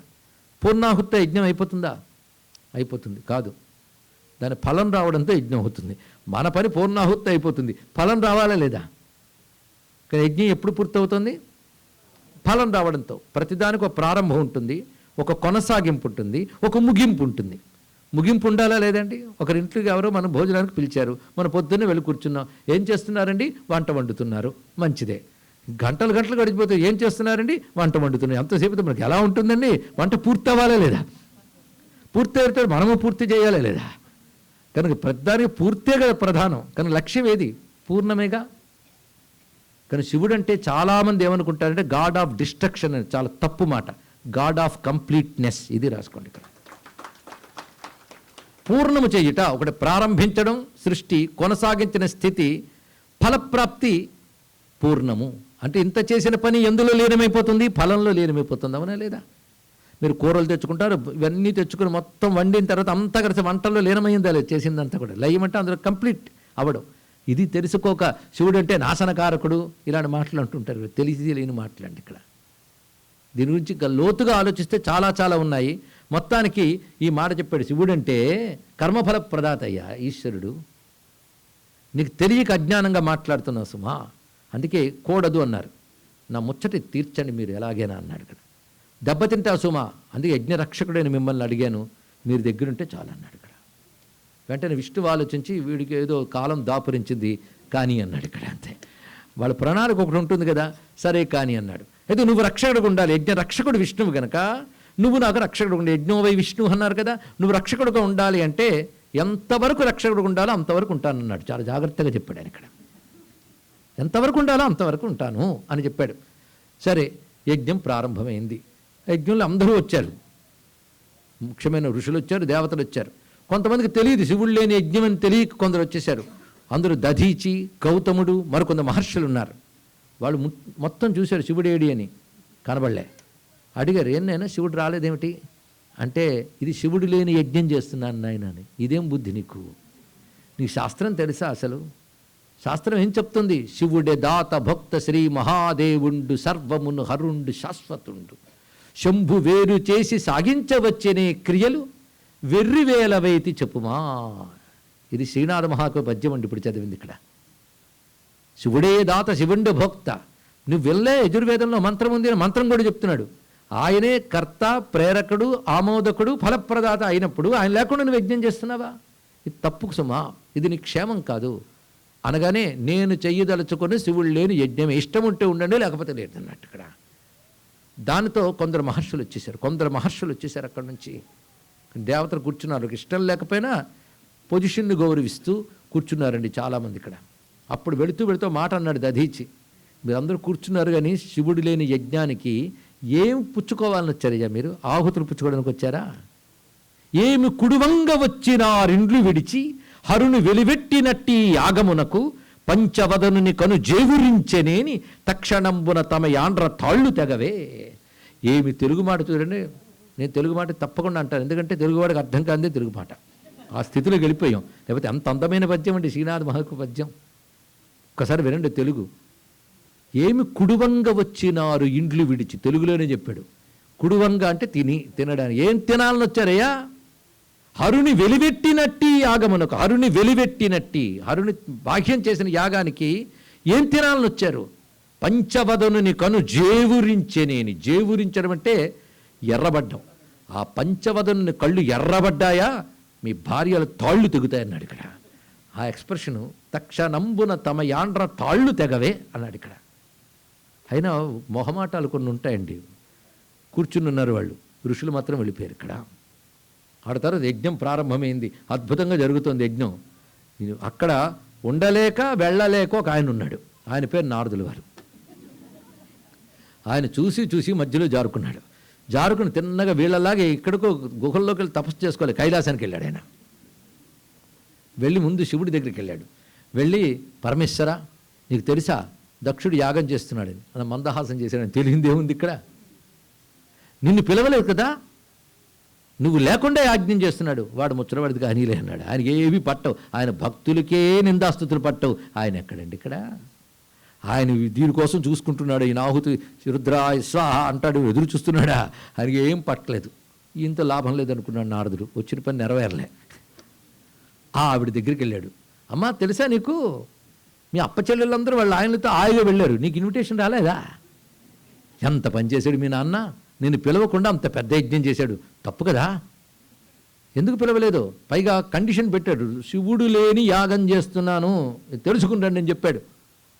శివుడు లేని యాగం గనక నిన్ను పిలవలేదేమో, నిన్ను పిలిస్తే ఆయన లేకుండా వెళ్ళవు, అందుకే నిన్ను పిలవలేదేమో. ఏమైనా తండ్రి అంత యజ్ఞం చేస్తూ కూతుని పిలవకపోవడం బాగాలేదు కదా అన్నాడు. నేను చూసుకుంటాను, నువ్వు వెళ్ళంది ఆవిడ. అప్పుడు తిన్నగా వెళ్ళి శివుడితో మొదలుపెట్టింది. ఏమండి వెళ్ళి రానా అన్నది. ఎక్కడికి? యజ్ఞానికి. పిలిచాడా అన్నాడు ఈయన. పిలవలేదు. పిలవని పేరంటానికి వెళితే చావుతో సమానం సుమా అన్నాడు ఇక్కడ. నిజంగా అదే జరిగిన తర్వాత కూడా శివుడు చెప్పినట్టు. అంటే అది ఇంట్లో కథా కార్యక్రమాలకి, యజ్ఞం లాంటి వాటికి పిలవకపోయినా వెళ్ళొచ్చు కదా అంది ఆవిడ. ఆవిడ ఆరోగ్యం అంటే ఆవిడది. అది అయిన వాళ్ళు చేసినప్పుడు మాత్రం పిలిస్తేనే వెళ్ళాలి అన్నాడు ఇక్కడ. బంధువులు చేస్తే మాత్రం అన్నాడు ఇక్కడ ఈయన. మీరు అలా అంటారు కానీ నేను ఎలాగైనా వెళతాను అక్కడికి. వెళ్ళి నేను చేసిన తప్పను కూడా చెప్తాను అక్కడికని. ఇలా ఆవిడ అంటూనే ఉంది, ఈయన వద్దని చెప్తున్నాడు. ఆఖరికి అన్నాడు, నువ్వు ఎంత దక్షుడు కూతురివి కదా, నా మాట వింటావా అన్నాడండి ఇక్కడ. ఆ మాటలో ఇవిడికి సజెషన్ అందింది. నన్ను దక్షుడు కూతురు అన్నాడు అంటే దక్షుడు శివనిందకుడు అని పేరు ఆయనకి. శివనింద చేసేవాడు కూతురు శివుడు భార్య అనేది బాగోలేదు. అందుకు ముందు దక్షుడు కూతురు అని పేరు తీసేయాలి, దాక్షాయుడు అని పేరు తీసేయాలి. అది నిర్ణయించుకుంది. పైగా నేను దక్షుడు కూతురునా, అంతకంటే ముందు ఈయన శక్తిని. వేరుగా ఒక రూపం ధరించి వివాహం చేసుకున్నంత మాత్రాన నన్ను దక్షుడు కూతురుగా చూస్తాడా? నేనెవరో మర్చిపోయాడు, ఆయన శక్తిని మర్చిపోయాడు. మర్చిపోవడం అంటే పరమాత్మ మర్చిపోతాడా? తెలిసినా ఆ సమయంలో వాదనలో వదిలేశాడు ఆ విషయాన్ని. నేనేంటో చెప్తానంది ఆవిడ. అలా అనుకున్న ఆవిడ రూపం ఒక్కసారి మారిందండి. నేను మీకు చెప్తున్న ఈ ఘట్టం ఒక పురాణంలోంచి నేను తీసుకోవట్లేదు. శివపురాణం, అదేవిధంగా స్కాంద పురాణం, లింగ పురాణం మొదలైన వాటిలోంచి తీసుకుంటూ దేవీ పురాణాలు చాలా ఉన్నాయి, శాక్తేయ పురాణాలు, అవి కూడా కలుపుకుని చెప్తున్నాం. ఎందుకంటే నేను శివలీల అన్నాను కానీ అమ్మ అయ్యా ఇద్దరు గురించి చెప్పడానికి మఠం వేసుకున్నాను కనుక ఇద్దరిని చెప్తున్నాను ఇక్కడ. ఇది ఒక శాక్తేయ దేవీ పురాణంలో విషయం ఇప్పుడు వస్తుంది. అమ్మవారు ఒక్కసారి నేనేమిటో చెప్తాననుకుని ఒక పెద్ద రూపాన్ని మార్చేసుకుంది. ఇంతవరకు చక్కగా సౌమ్యంగా బంగారం కాంత మెరిసిపోతున్న ఆవిడ నల్లగా మారిపోయి కొండంత శరీరాన్ని పెంచి నాలిక బయట పెట్టి కాళీ రూపాన్ని ధరించిందండి. ఒక్కసారి హఠాత్తుగా రూపం ధరించగానే శివుడు ఆశ్చర్యచకితుడైపోయి కళ్ళు మూసేసుకున్నాడు రూపం చూడలేక. శివునికే దుర్నిరీక్షమైపోయింది ఆ తేజస్సు. వెంటనే ఓ రూపం చూడలేకపోతున్నా అట్టహాసం చేసిందిట. దాని తన చెవులు మూసుకుని భరించలేక చోటు నుంచి వెళ్ళిపోతున్నాడు. వెళుతుంటే అలా ఎటు వెళ్ళిపోతున్నామని ఎదురుగా వచ్చి నిలబడింది. ఇక్కడ ఆ రూపం చూడలేక పక్కకి తిరిగాడు ఆగ్నేయ కోణానికి. అక్కడ మరొక రూపంతో కనబడింది, మరొక రూపంతో కనబడింది ఆవిడ. దక్షిణ వైపు తిరిగితే ఇంకొక రూపంతో కనబడింది, రూపం మారుస్తోంది ఆవిడ. తర్వాత నైరుతి వైపు తిరగగానే అక్కడ మరొక రూపం ధరించింది. పశ్చిమం వైపు తిరగానే ఇంకొక రూపంతో కనబడింది. అలాగే వాయవ్యం, ఉత్తరం, ఈశాన్యం 8 రూపాలతో 8 దిక్కులుంటే ఇంకా చూసి పైకి వెళ్ళిపోదాం అనుకున్నాడు. పైన మరో రూపంతో ఉంది. కిందకి వెళదామంటే కింద ఉన్నది. మొత్తం 10 వైపులా 10 రూపాలు కనబడ్డాయి శివునికి. చూస్తున్నాడు, కొంతసేపు కళ్ళు మూసుకున్నాడు. ఒక్కసారి మనం ఊహించుకుంటే 10 దిక్కుల్లో అమ్మవారి రూపాలు, మధ్యలో శివుడు. ఇది ఒక సర్కిల్ మనం గీసినప్పుడు ఆల్రౌండ్ సర్కిల్, దాని మధ్యలో ఉన్నదేంటి? Centre point. అది అసలు ఆధారం. ఎంత సర్కిల్ దాన్ని బేస్ చేసుకుంది. ఇది ఆలోచించవలసింది. కానీ 10 దిక్కుల శక్తికి బేస్ ఎవడంటే శివుడు. అది తెలుసుకోవాలి. ఇందులో ఉన్న రూపం అంటే ఇక్కడ ఈ తత్వం అంత అలా అర్థం చేసుకోవాలి. ఈ 10 రూపాలు ఒక్కసారి ఆయన చూడలేక కళ్ళు మూసుకొని నెమ్మదిగా కళ్ళు తెరిస్తే ఆయన తిరిగిన ఏ దిక్కు వైపు కళ్ళు తెరిచాడో ఆ దిక్కు పరమ సౌందర్య రూపంతో గోచరించిందని. ఆ సౌందర్య రూపం అరుణాం కరుణాతరంగితాక్షీం ధృతపాశాంకుశ పుష్పబాణ చాపాం అణిమాధివిరావృతాం మయూఖై అహమిచ్చేవ విభావయే భవాని. అంటే లలిత అంటేనే త్రిపుర సుందరి. ఆ రూపంతో కనబడింది ఇక్కడ. వెంటనే ఎవరు నువ్వు అన్నాడు. అబ్బా ఏమిటి శివ, ఏదో వాదించుకున్నాం కానీ మనల్ని మనం మర్చిపోతే ఎలాగా? నువ్వు శివుడివి, నేను శక్తిని. చూసావా, ఇద్దరం కలిసి ఉన్న వాళ్ళని 2 అవగానే అప్పుడే భేదంలా అనిపించింది. మనకు భేదం లేదు నిజానికి. ఇక్కడ ఉన్న వాళ్ళందరూ నా రూపాలే. ఒక్కొక్కరిని పరిచయం చేస్తాను నీకని అమ్మవారు ఒక్కొక్కరి పేరు చెప్తున్నారు. ఆ పేర్లు విని ధన్యలమైపోదాం. మొదట నీకు కనబడింది కాళి, రెండవది తార, మూడవది ఇదిగో నేను త్రిపుర సుందరి, 3వ విద్యని, 4వది చిన్నమస్త. అలా వరుసగా చెప్తోంది. చిన్నమస్త, బగళాముఖి, ధూమావతి, మాతంగి, భైరవి, కమలాత్మిక, భువనేశ్వరి. ఇవి 10. ఈ 10 దశమహావిద్యలు అని చెప్పబడుతుంటాయి ఇక్కడ. ఇవి సిద్ధ విద్యలు అని పేరు. ఈ 10ంటిని ఉపాసించే పద్ధతులు ఉన్నాయి. ఇందులో ఒక్కొక్కడు ఒక్కొక్క మహావిద్య. ఒక్క త్రిపురా విద్య తీస్తేనే శ్రీ విద్య అని ఎంతదైంది, పెద్దదైంది. అలాగే కాళీ విద్య ఒకటి ఉన్నది, తారా విద్య ఒకటి ఉన్నది. ఈ విద్యల్లో ఆ దేవత యొక్క మంత్రము, దాని తంత్రము, పూజా విధానము, ఆరాధించే నియమాలకు శాస్త్రం అంటారు. ఆ శాస్త్రాలను నువ్వే తయారు చేయాలి అని చెప్తుంది ఇక్కడ. శివుడికి అది పని. కానీ దశమహా విద్యల యొక్క ఉపాసనా పద్ధతులు నువ్వే చేయాలి. నన్ను ఎవరు ఉపాసించినా గురువు నువ్వే, నీ ద్వారానే నా విద్య వెళ్ళాలి. అదే శివుడే గురువు. అమ్మను ఉపాసించడానికి శివుడే గురువు. కనుక ఈ 10 మహావిద్యలకు గాను ఆ విద్యాశాస్త్రములు నువ్వు తయారు చేయాలి అంటే చూసారా, వాళ్ళిద్దరూ మాట పెరిగొచ్చే గొడవ విద్యల ఆవిష్కారానికి పనికొచ్చింది. అందుకే భగవంతుడి పనులు లీలలు అంటారు. వాళ్ళకి నిజానికి కోపాలుండవు, తాపాలుండవు, రాగాలుండవు, ద్వేషాలుండవు. ఉన్నట్టు చేస్తారు. ఉన్నట్టు చేయడం ఎందుకంటే మనకో ప్రయోజనం కోసం. ఎందుకంటే మనం అలాంటివి చేసుకుంటే మనకే అవతల వాళ్ళకి కూడా ప్రమాదం. కానీ ఈశ్వరుడు చేసినటువంటివి లీలలు అంటారు. ఎందుకంటే నిజానికి వాళ్ళకి ఆ వికారాలు లేవు, ఉన్నట్టు ప్రవర్తిస్తారు. దానివల్ల లోకానికి ప్రయోజనం కలుగుతుంది. ఇక్కడ మొత్తం దశమహావిద్యా శాస్త్రములు నువ్వే ఏర్పాటు చేస్తావు. ఇవాళ మనకి భాగ్యం, అమ్మవారు దశమహావిద్యా రూపాలుగా సాక్షాత్కరించారు. ఇందులో ఒక్కొక్క రూపం నేను వర్ణిస్తే మళ్ళీ పెద్ద ఉపన్యాసం అయిపోతుంది. కానీ ఒక్కొక్కటి ఒక్కొక్క తత్వం. ఆ తత్వము ఒకటి కాలతత్వం, ఒకటి ప్రణవతత్వం, ఇంకోటి యోగతత్వం. సిద్ధి పొందిన యోగతత్వమే చిన్నమస్త. ఈ రూపాల కాళి అనగానే నోరు బయట పెట్టుంటుందండి ఎర్రగా, అబ్బో భయం వేస్తుందండి. అంటే కాలమే అది నాయన అని చెప్పాడు ఇక్కడ. కాలమే కాళి. కాలం యొక్క ఎనర్జీని మీరు భావం చేయండి. ఈ మధ్య డార్క్ ఎనర్జీ ఇట్లాంటి సబ్జెక్టులు వస్తున్నాయి మాటల్లోకి. ఆ మధ్య బ్లాక్ హోల్ అని కూడా మాట అన్నారు. ఇవన్నీ అసలైన కాలం అంటే నలుపు, కాళి అంటే డార్క్ ఎనర్జీకి ఏంటండి? అమ్మవారు కాళీయ గౌరీయ. గౌరీ అంటే బ్రైట్నెస్, కాళి అంటే నల్లదనం. చీకట వెలుగు అమ్మవారు. ఆలోచిస్తే అనంతమైన అంతరిక్షంలో వెలుగుందా చీకటి ఉందా? రెండూ ఉన్నాయి.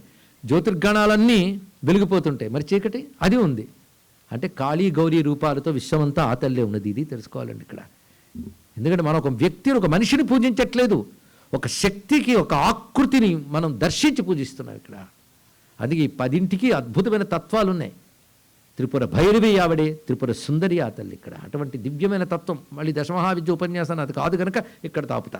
మొత్తానికి 10 మహావిద్యల్ని నువ్వే చేస్తావని చెప్పిన తర్వాత శివుడు ఇప్పుడు అర్థమైంది. అందుకే మధ్యలో ఆయన చుట్టూ శక్తులు అంటే అర్థం శివుని శక్తే 10 రూపములుగా వ్యక్తమైంది. వీటన్నిటికీ అధిష్టానం శివుడే.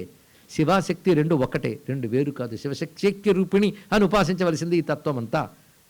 ఇది కథ గుర్తుపెట్టుకుంటే తర్వాత మనకు పనికొస్తుంది. ముందు కాళీ రూపం చూపించి ఇంత బెంబేలెత్తించి ఇప్పుడు చక్కగా మాట్లాడింది. అప్పుడు 10 చూశాడండి జాగ్రత్తగా, అప్పుడేం భయం లేదు. మొత్తం పరిశీలించి సరే అన్నాడు. ఇక్కడ మొత్తం మళ్ళీ ఒక్కటి కలిపేసుకుని మళ్ళీ సతీదేవిగా వచ్చి ఇప్పుడు ఏమంటా వెళ్ళమంటావా అని, ఇంత జరిగేకి ఇంకేమంటా సరే అన్నాడు. ఇక్కడ ఆ వెళ్ళమన్నప్పుడు సింహాలు పూంచిన రథం మీద అమ్మవారు బయలుదేరేట. అనేక మంది ప్రమదగణాలు కూడా బయలుదేరే వాటితో పాటు తిన్నగా వచ్చింది దక్షుడు యజ్ఞం చేస్తున్న చోటికి. వచ్చినప్పుడు మహాకోపంగా ఉంది ఆ తల్లి. ఆవిడ వస్తూ ఉంటే చూస్తున్న దేవతల ఋషులకు వణుకు పుట్టింది. ఏమిటో మహాకోపంగా ఉంది అమ్మవారు అని. ఇక్కడ తిన్నగా వచ్చి చూస్తోంది. ఇక్కడ దక్షుడికి కూడా కొంచెం బెదురు పుట్టి మా అమ్మాయే కదా అనుకున్నాడు. మళ్ళీ ఇక్కడ రా రా రా కూర్చో కూర్చో, నువ్వు రావడం చాలా నాకు సంతోషంగా ఉంది. ఇంతమంది వచ్చి నువ్వు రాలేదే అని బాధ. అటువంటి పిలవచ్చు కదా అంటావేమో, నువ్వు పిలిస్తే వాడు వచ్చేస్తాడని బాధ నాకు ఇక్కడ. అందుకు పిలవలేదు వాడిని. ఎందుకంటే మీరందరూ పతివ్రతలు కదా, ఆయన తీసుకొస్తారు. అది నన్ను చాలామంది తప్పు చేసినట్లు నా దగ్గర కొంతమంది తిట్టి వెళ్ళారు, కొంతమంది బయటకు అనట్లేదు. కానీ నేను తప్పు చేస్తున్నాను ఫీలింగ్ నేను అబ్జర్వ్ చేశాను. నిజంగా నేనేం తప్పు చేశాను చెప్పు? హరుడ మంగళ వేషుడౌన కాడో చెప్పు, ఎరుగకిచ్చితిమి నిన్నేమి చెప్ప. ఇట చూడు ఇందరు ఇంతొప్పియున్నవారు అఖిల భూషణ భూషితాంగులగుచు. వీడికి ఎప్పుడు అదే నగలు నట్ర వేసుకొని చక్కగా నిగరగలాడుతూ కనబడాలి. చూడు వీళ్ళందరూ ఉన్నారు ఇక్కడ. నేనేం తప్పు చేశాను? ఎప్పుడు అమంగళం వేషం వేసుకుంటాడు ఆయన. ఇక్కడ అలాంటి వాడిని రప్పించలేదు, అంతే కదా. పైగా తన రూపమునకు తోడు తలము తప్పిన గర్వము, అరకంట చూడడు నేను అరిగినప్పుడు. ఇందులో అర్థం కాని పదాలు ఏమైనా ఉన్నాయండి? మనకు చదవడం చేత కావట్లేదు. ఇక్కడ ఇంత తేటగా అర్థమయ్యేటట్టు రాసిన ఆయన్ని శ్రీనాథుడు అంటారు. ఆయన రాశారు ఇక్కడ, అరకంట చూడడు నేను అరిగినప్పుడు నా పెండ్లి కొడుకులందేపాటి వాడు తాను. నాకున్న అల్లుల్లో ఎలాంటి వాడు ఆ చంద్రుడున్నాడు, ఆ ప్రజాపతులు, ఇతరులు ఎంత అందమైన వాళ్ళు ఒక్కొక్కరు. వాడు చూడు ఎలాంటి వాడు. అక్కడ మా అల్లుళ్ళల్లో వాడు ఆడ్ ఫిగరు. ఏల రప్పింతే నేనిట్టివాని నీవు వచ్చితి మేలయ్యే చాలు నాకు, తాను భిక్షాకపాలంబు దాల్చి వచ్చి పండుసేయుట కంటే రాకుండు టొప్పు. పిలిస్తే భిక్షాకపాలం వేసుకొస్తాడు, వాడు రాకపోవడమే నాకు మంచిది. సుమా నువ్వు వచ్చే చాలు, రా కూర్చో కూర్చో. అదో అమ్మ నీకోసం వేరే చీర అన్ని రెడీగా చేసి పెట్టింది, పుచ్చుకుందు కానంటే అప్పుడు అమ్మవారు మాట్లాడుతున్నారు. ఏం అద్భుతమైన పద్యం రాస్తారండి. ఆహా లెస్స వివేకమే పురహరుండాశించి ఉన్నాడు నీ స్వాహాకారం. ముందు త్రిశూలంలో 3 పదాలు. ఆహా లెస్స వివేకమే పురహరుండు ఆశించి ఉన్నాడు నీ స్వాహాకారము. నువ్వు స్వాహా అని వేస్తే పుచ్చుకోవడం కానీ తపన పడిపోతుండే అనుకున్నావా? మరి నేనెందుకు వచ్చాను? శంభు బాసి ఇట నీ సత్రంబు నందు ఏను మృష్టాహారంబు భుజింపవచ్చి తినే. నేను ఆయన వదిలేసి నువ్వు ఇచ్చే పిండి వంటలు తినడానికి వచ్చి అనుకున్నావా? నీ సత్రంబు నందు. ఏమి పదం చూడండి. అంటే మనం భాషను ఆస్వాదించే స్థితి గురించి జారిపోయాం మొత్తం కూడా. కలిపురుషుడు కొట్టే దెబ్బలాంటిది. ఎంత అందమైన పద్యాలండి. విన్నాక ఇది అర్థం చేసుకోవాలి. భాషలో పుట్టి కూడా అర్థం చేసుకుని దుస్థితులు ఉన్నామని 2 కన్నీటి పొట్టి కార్చిన ధన్యులమే. తెలుగు వాళ్ళుగా పుట్టి తెలుగు తెలుసుకోలేకపోతే దౌర్భాగ్యం కాదండి. ఎన్ని ఎక్స్ప్రెషన్స్, ఎంత అందం మనం కోల్పోతున్నాం. పైగా ఇది అనాగరిక భాష కాదు, అనేక శాస్త్రాలు, అద్భుతమైన సాహిత్యం పుట్టిన గొప్ప భాష మన తెలుగు భాష. తెలుసుకోండి. ఇక్కడ ఆ పద్యాలు చదువుతున్నప్పుడు గ్రహించే తరం పోతుంది అని బాధతో ఈ మాట అంటున్నాం, అన్యదా భావించవద్దు. ఆహా లెస్స వివేకమే పురహరుండాశించి ఉన్నాడు నీ స్వాహాకారము శంభు బాసి ఇట నీ సత్రంబు. సత్రం అనే మాట తెలుగులో ఒక వాడుకలో వాడతారు. సత్రం కూడు మఠ నిద్ర ఇత్యాదులు. అంటే ఏ దిక్కు దివాణం లేకపోతే సత్రం అంటాం. అది నీ సత్రంబు నందు ఏను అని చెప్పడంలో అంత గొప్ప భావం వేశాడు. ఈ తెలుగు పలుకుబడి తెలియకపోతే తెలియదు. పైగా సత్రం అంటే అనేక మంది కలిసి చేసే యాగానికి సత్రం అని పేరు. కనుక ఇటు ఇలా ఉంటుంది అర్థం, మరోవైపు అదే అర్థం. అదండి కవిత్వం అంటే.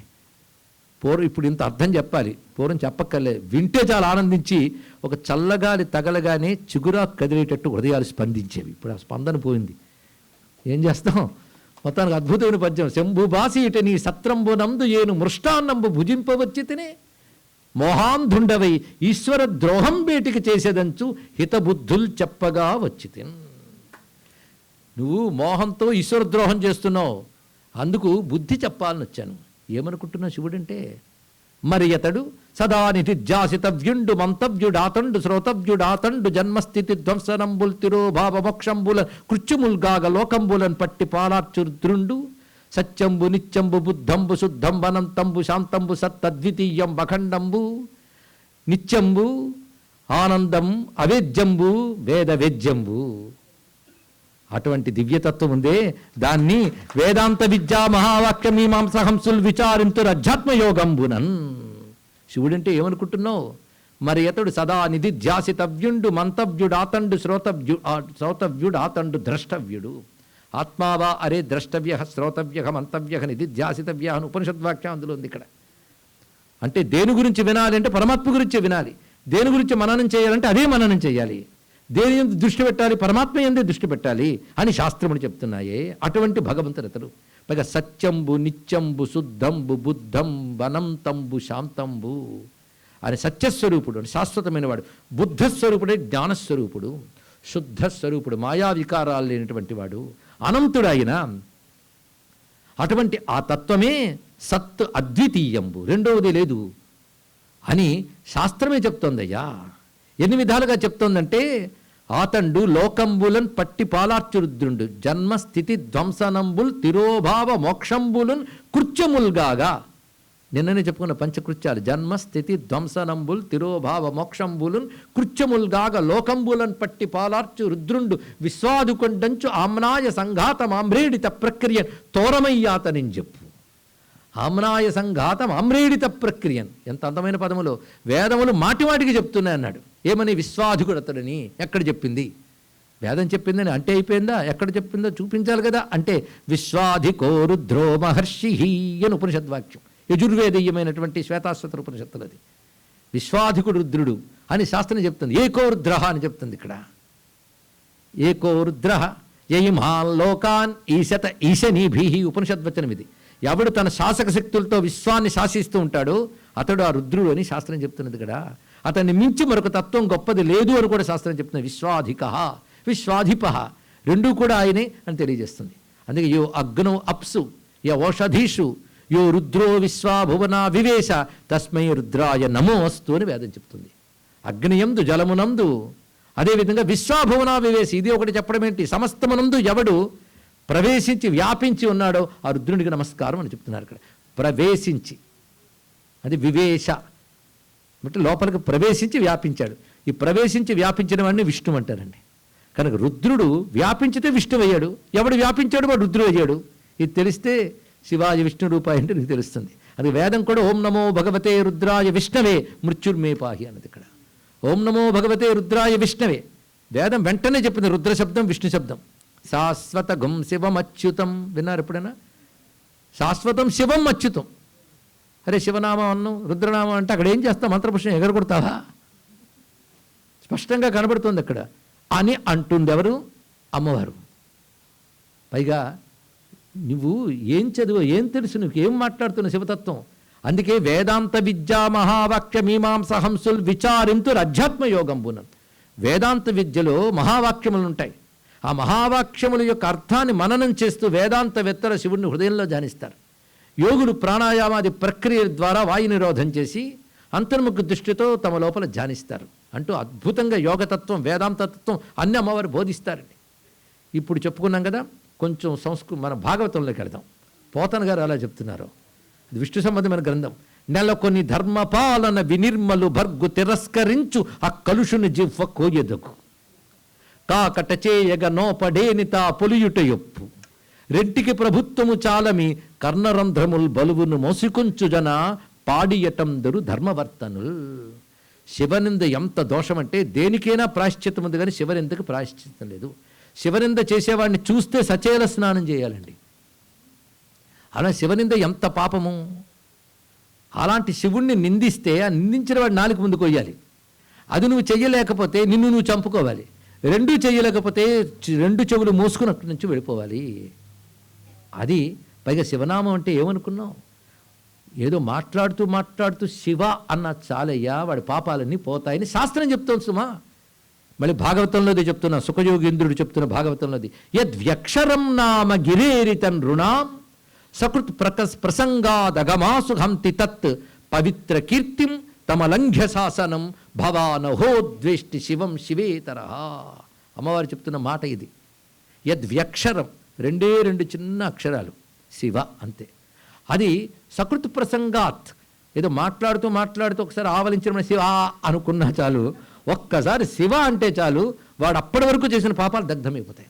అంత పవిత్రమైనదయ్యా శివనామం. పాపనాశనం చేసి పవిత్రతనిచ్చేటువంటి గొప్ప నామం. అందుకే ఒక మాట అంటాడు శివపురాణంలో, శివ నీ నామం తొలగించే పాపాలు నేను చెయ్యలేనన్నాడు. మీకేమైనా అర్థమైంది? నేను తెలుగులోనే చెప్పాను, అర్థం కాలే కొంచెం బుర్ర పెట్టండి. నీ నామం తొలగించగలిగే పాపాలు నేను చెయ్యలేనన్నాడు ఇక్కడ. అంటే శివనామం ఎంత గొప్పదంటే నువ్వు బోల్డ్ పాపాలు చేసి కూర్చున్నా క్షణంలో దగ్ధం చేయగలదు, నీకే ఆ పాపాలు చేసే కెపాసిటీ లేదన్నాడు ఇక్కడ. అంటే మీరు పని కట్టుకుని ప్రతి క్షణం కూర్చుని పాపాలు చేస్తూ చేస్తూ చేస్తూ చేస్తూ ఉన్నా ఇంత చేసాను తగలబెట్టగలవు చూడు అంటే చిన్న నవ్వు నవ్వి క్షణంలో తగలబెడుతుందట.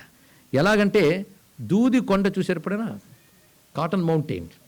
ఆ దూది కొండ మీద ఒక్క నిప్పు రవ్వ పడితే దూది కొండ మొత్తం తగలడుతుందా లేదా? కానీ పాపాలు కొండల్లాగున్న శివనామం ఒక్కడ పడితే దగ్ధం చేస్తుందయ్యా అన్నాడు ఇక్కడ. అదే నిప్పై పాతక తూల శైల మరడుచు నీ నామమున్ అంటాడు దుర్జటి మహాకవి. ఎటువంటి శివనామం ఇక్కడ! అంతేకాదు ప్రతికూలతలను కూడా అనుకూలం చేయగలిగే శక్తి శివనామానుకున్నది. గ్రహదోషంబులు దుర్నిమిత్తములు నీ కళ్యాణ నామంబు ప్రత్యఘమున్ పేర్కొను ఉత్తమోత్తముల బాధింపగా నోపుని దహనున్ కప్పగజాలునే శలభ సంతానంబు నీ సేవ చేసి హతక్లేశులు కారుగాక జనముల్ శ్రీకాళహస్తీశ్వర అంటారు దుర్జటి మహాకవి ఇక్కడ. గ్రహదోషాలు, అదేవిధంగా ఏవేవో బాధలు అపశకునాలు ఇవన్నీ కూడా నీ కళ్యాణ నామం పలికేవారిని బాధించలేవు, ఇది తెలుసుకో. అందుకే మహాన్యాసం అంతా చేసిన తర్వాత చెప్పుకునేటువంటిది కూడా సర్వే సంగేషు అన్ని అంగముల్లో పరమాత్మ శక్తి చూసిన తర్వాత సర్వభూతేషు అపరాజితో భవతి తతో భూత ప్రేత పిశాచ బద్ధ బ్రహ్మరాక్ష ఇవాళందరూ కూడా సర్వే జ్వలంతం పశ్యంతు మహామ్రక్షంతు మంత్రం చెప్తారు. శివనామం ఇచ్చే శక్తికి ఏదీ నేను బాధించలేదు. గ్రహదోషాలు కానివ్వండి, దుర్నిమిత్తాలు కానివ్వండి, ప్రారంధాలు కానివ్వండి, శివనామం పలికేవాడి మీద అవి వచ్చి పడ్డా అవేం చేయలేవు. ఇది ఎలాంటిదంటే అగ్ని మీద పడదామని మిడతలు దండొస్తే మిడతలు ఎలా తగలడతాయో శివనామం పలికే వాడిని బాధించేవి అవి నశిస్తాయి అని చెప్పాడు ఇక్కడ.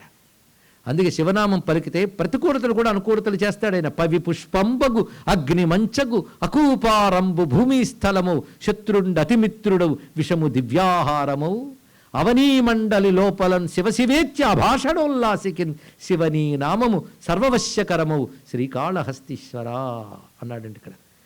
శివనామం పలికేవాడి మీద వజ్రాయుధం వేస్తే పూలదండగా మారిపోతుంది, అగ్నిలో పడేస్తే అగ్ని మంచుగా మారుతుంది, విషమిస్తే అమృతంగా మారుతుంది, సముద్రంలో పడిస్తే భూమిగా మారిపోతుంది. అది నీ నామం యొక్క మహిమ. అంటే అశుభాలను శుభం చేసే శక్తి శివనామానుకుంది. శివ అంటేనే శుభం కదా, అటువంటిదయ్యా శివనామము. అలాంటి పవిత్రమైన శివనామం పలకడానికి నువ్వు వెనకాడుతున్నావు, ఆ శివుడి మీద ద్వేషం పెంచుకున్నావు. భవానహోద్వేష్టి శివం శివేతర. శివుడి మీద ఎవడు ద్వేషం పెంచుకుంటాడంటే శివుడు అంటే మంగళం కదా. శివుడి మీద ద్వేషం పెంచుకున్నాడంటే ఎవడి నుదుట అమంగళములు రాసి పెట్టి ఉంటాయో వాడు మంగళస్వరూపుడిని శివుడి మీద ద్వేషం పెట్టుకుంటాడు. కానీ నుదుట అది రాసి ఉంది, నీకు ఇది కర్మ, ఏం చేస్తావు? ఇది శివతత్వం. ఎంత చెప్పినా వాడు బుద్ధి రాదు. కొంతమంది ఎంత చెప్పినా రాదండి. ఈ కాలంలో కూడా ఆ శివద్వేషంతో రగులుకు పోతూ ఉంటారు. వాళ్ళు విష్ణువు కూడా క్షమించాడు, గుర్తుపెట్టుకోండి ఇక్కడ. వాళ్ళు భాగవతంలో మాటే నేను చెప్తున్నాను, అక్కడే చెప్పాడు ఇక్కడ. పైగా అనయము శివమను అక్షరద్వయమర్థి పలుకున పలుక భావమున తలప. పోతన గారు దాన్నే చెప్తున్నారు. ఆ మాత్రం చేస్తే చాలా ధన్యతనిస్తుంది. శివుడు ఆయన మీద ద్వేషం పెంచుకున్నావా ఓడి దుర్మార్గుడా అని చెప్పి అందరిని చూసి ఒక్కొక్కరిని పలకరిస్తుంది. మధుమథన మహాప్రబుద్ధుండవు ఈ విట్టి దుశ్చేష్టితం బెట్లు వీక్షింపుచున్నాడవు. విష్ణువు దగ్గరికి వెళ్ళి అంటుంది, నువ్వు కోడని పని చూస్తూ ఎలా ఉన్నావయ్యా అన్నది. అంతే అంది. ఆయన నవ్వు నవ్వాడు. చూద్దాం, ఇంకా భవిష్యత్తు ఉంది కదా. పై అగ్ని దగ్గరికి వచ్చి ఈ కూడు తీపయ్యని నీకు నిర్భాగ్య, నీకు ఈ కూడు తిందామనుకుంటున్నావా? ఒక్కొక్కడి దగ్గరికి వెళ్తుంది. పైగా సూర్యుడి దగ్గరికి వెళ్ళింది. ఆయన అనుగ్రహం వల్ల కదా నువ్వు ఉంటావు. ఓ చంద్ర, నెత్తి మీద కళపెట్టుకుని కూర్చోబెడితే నువ్వు క్షేమంగా ఉన్నావు తెలుసుకో.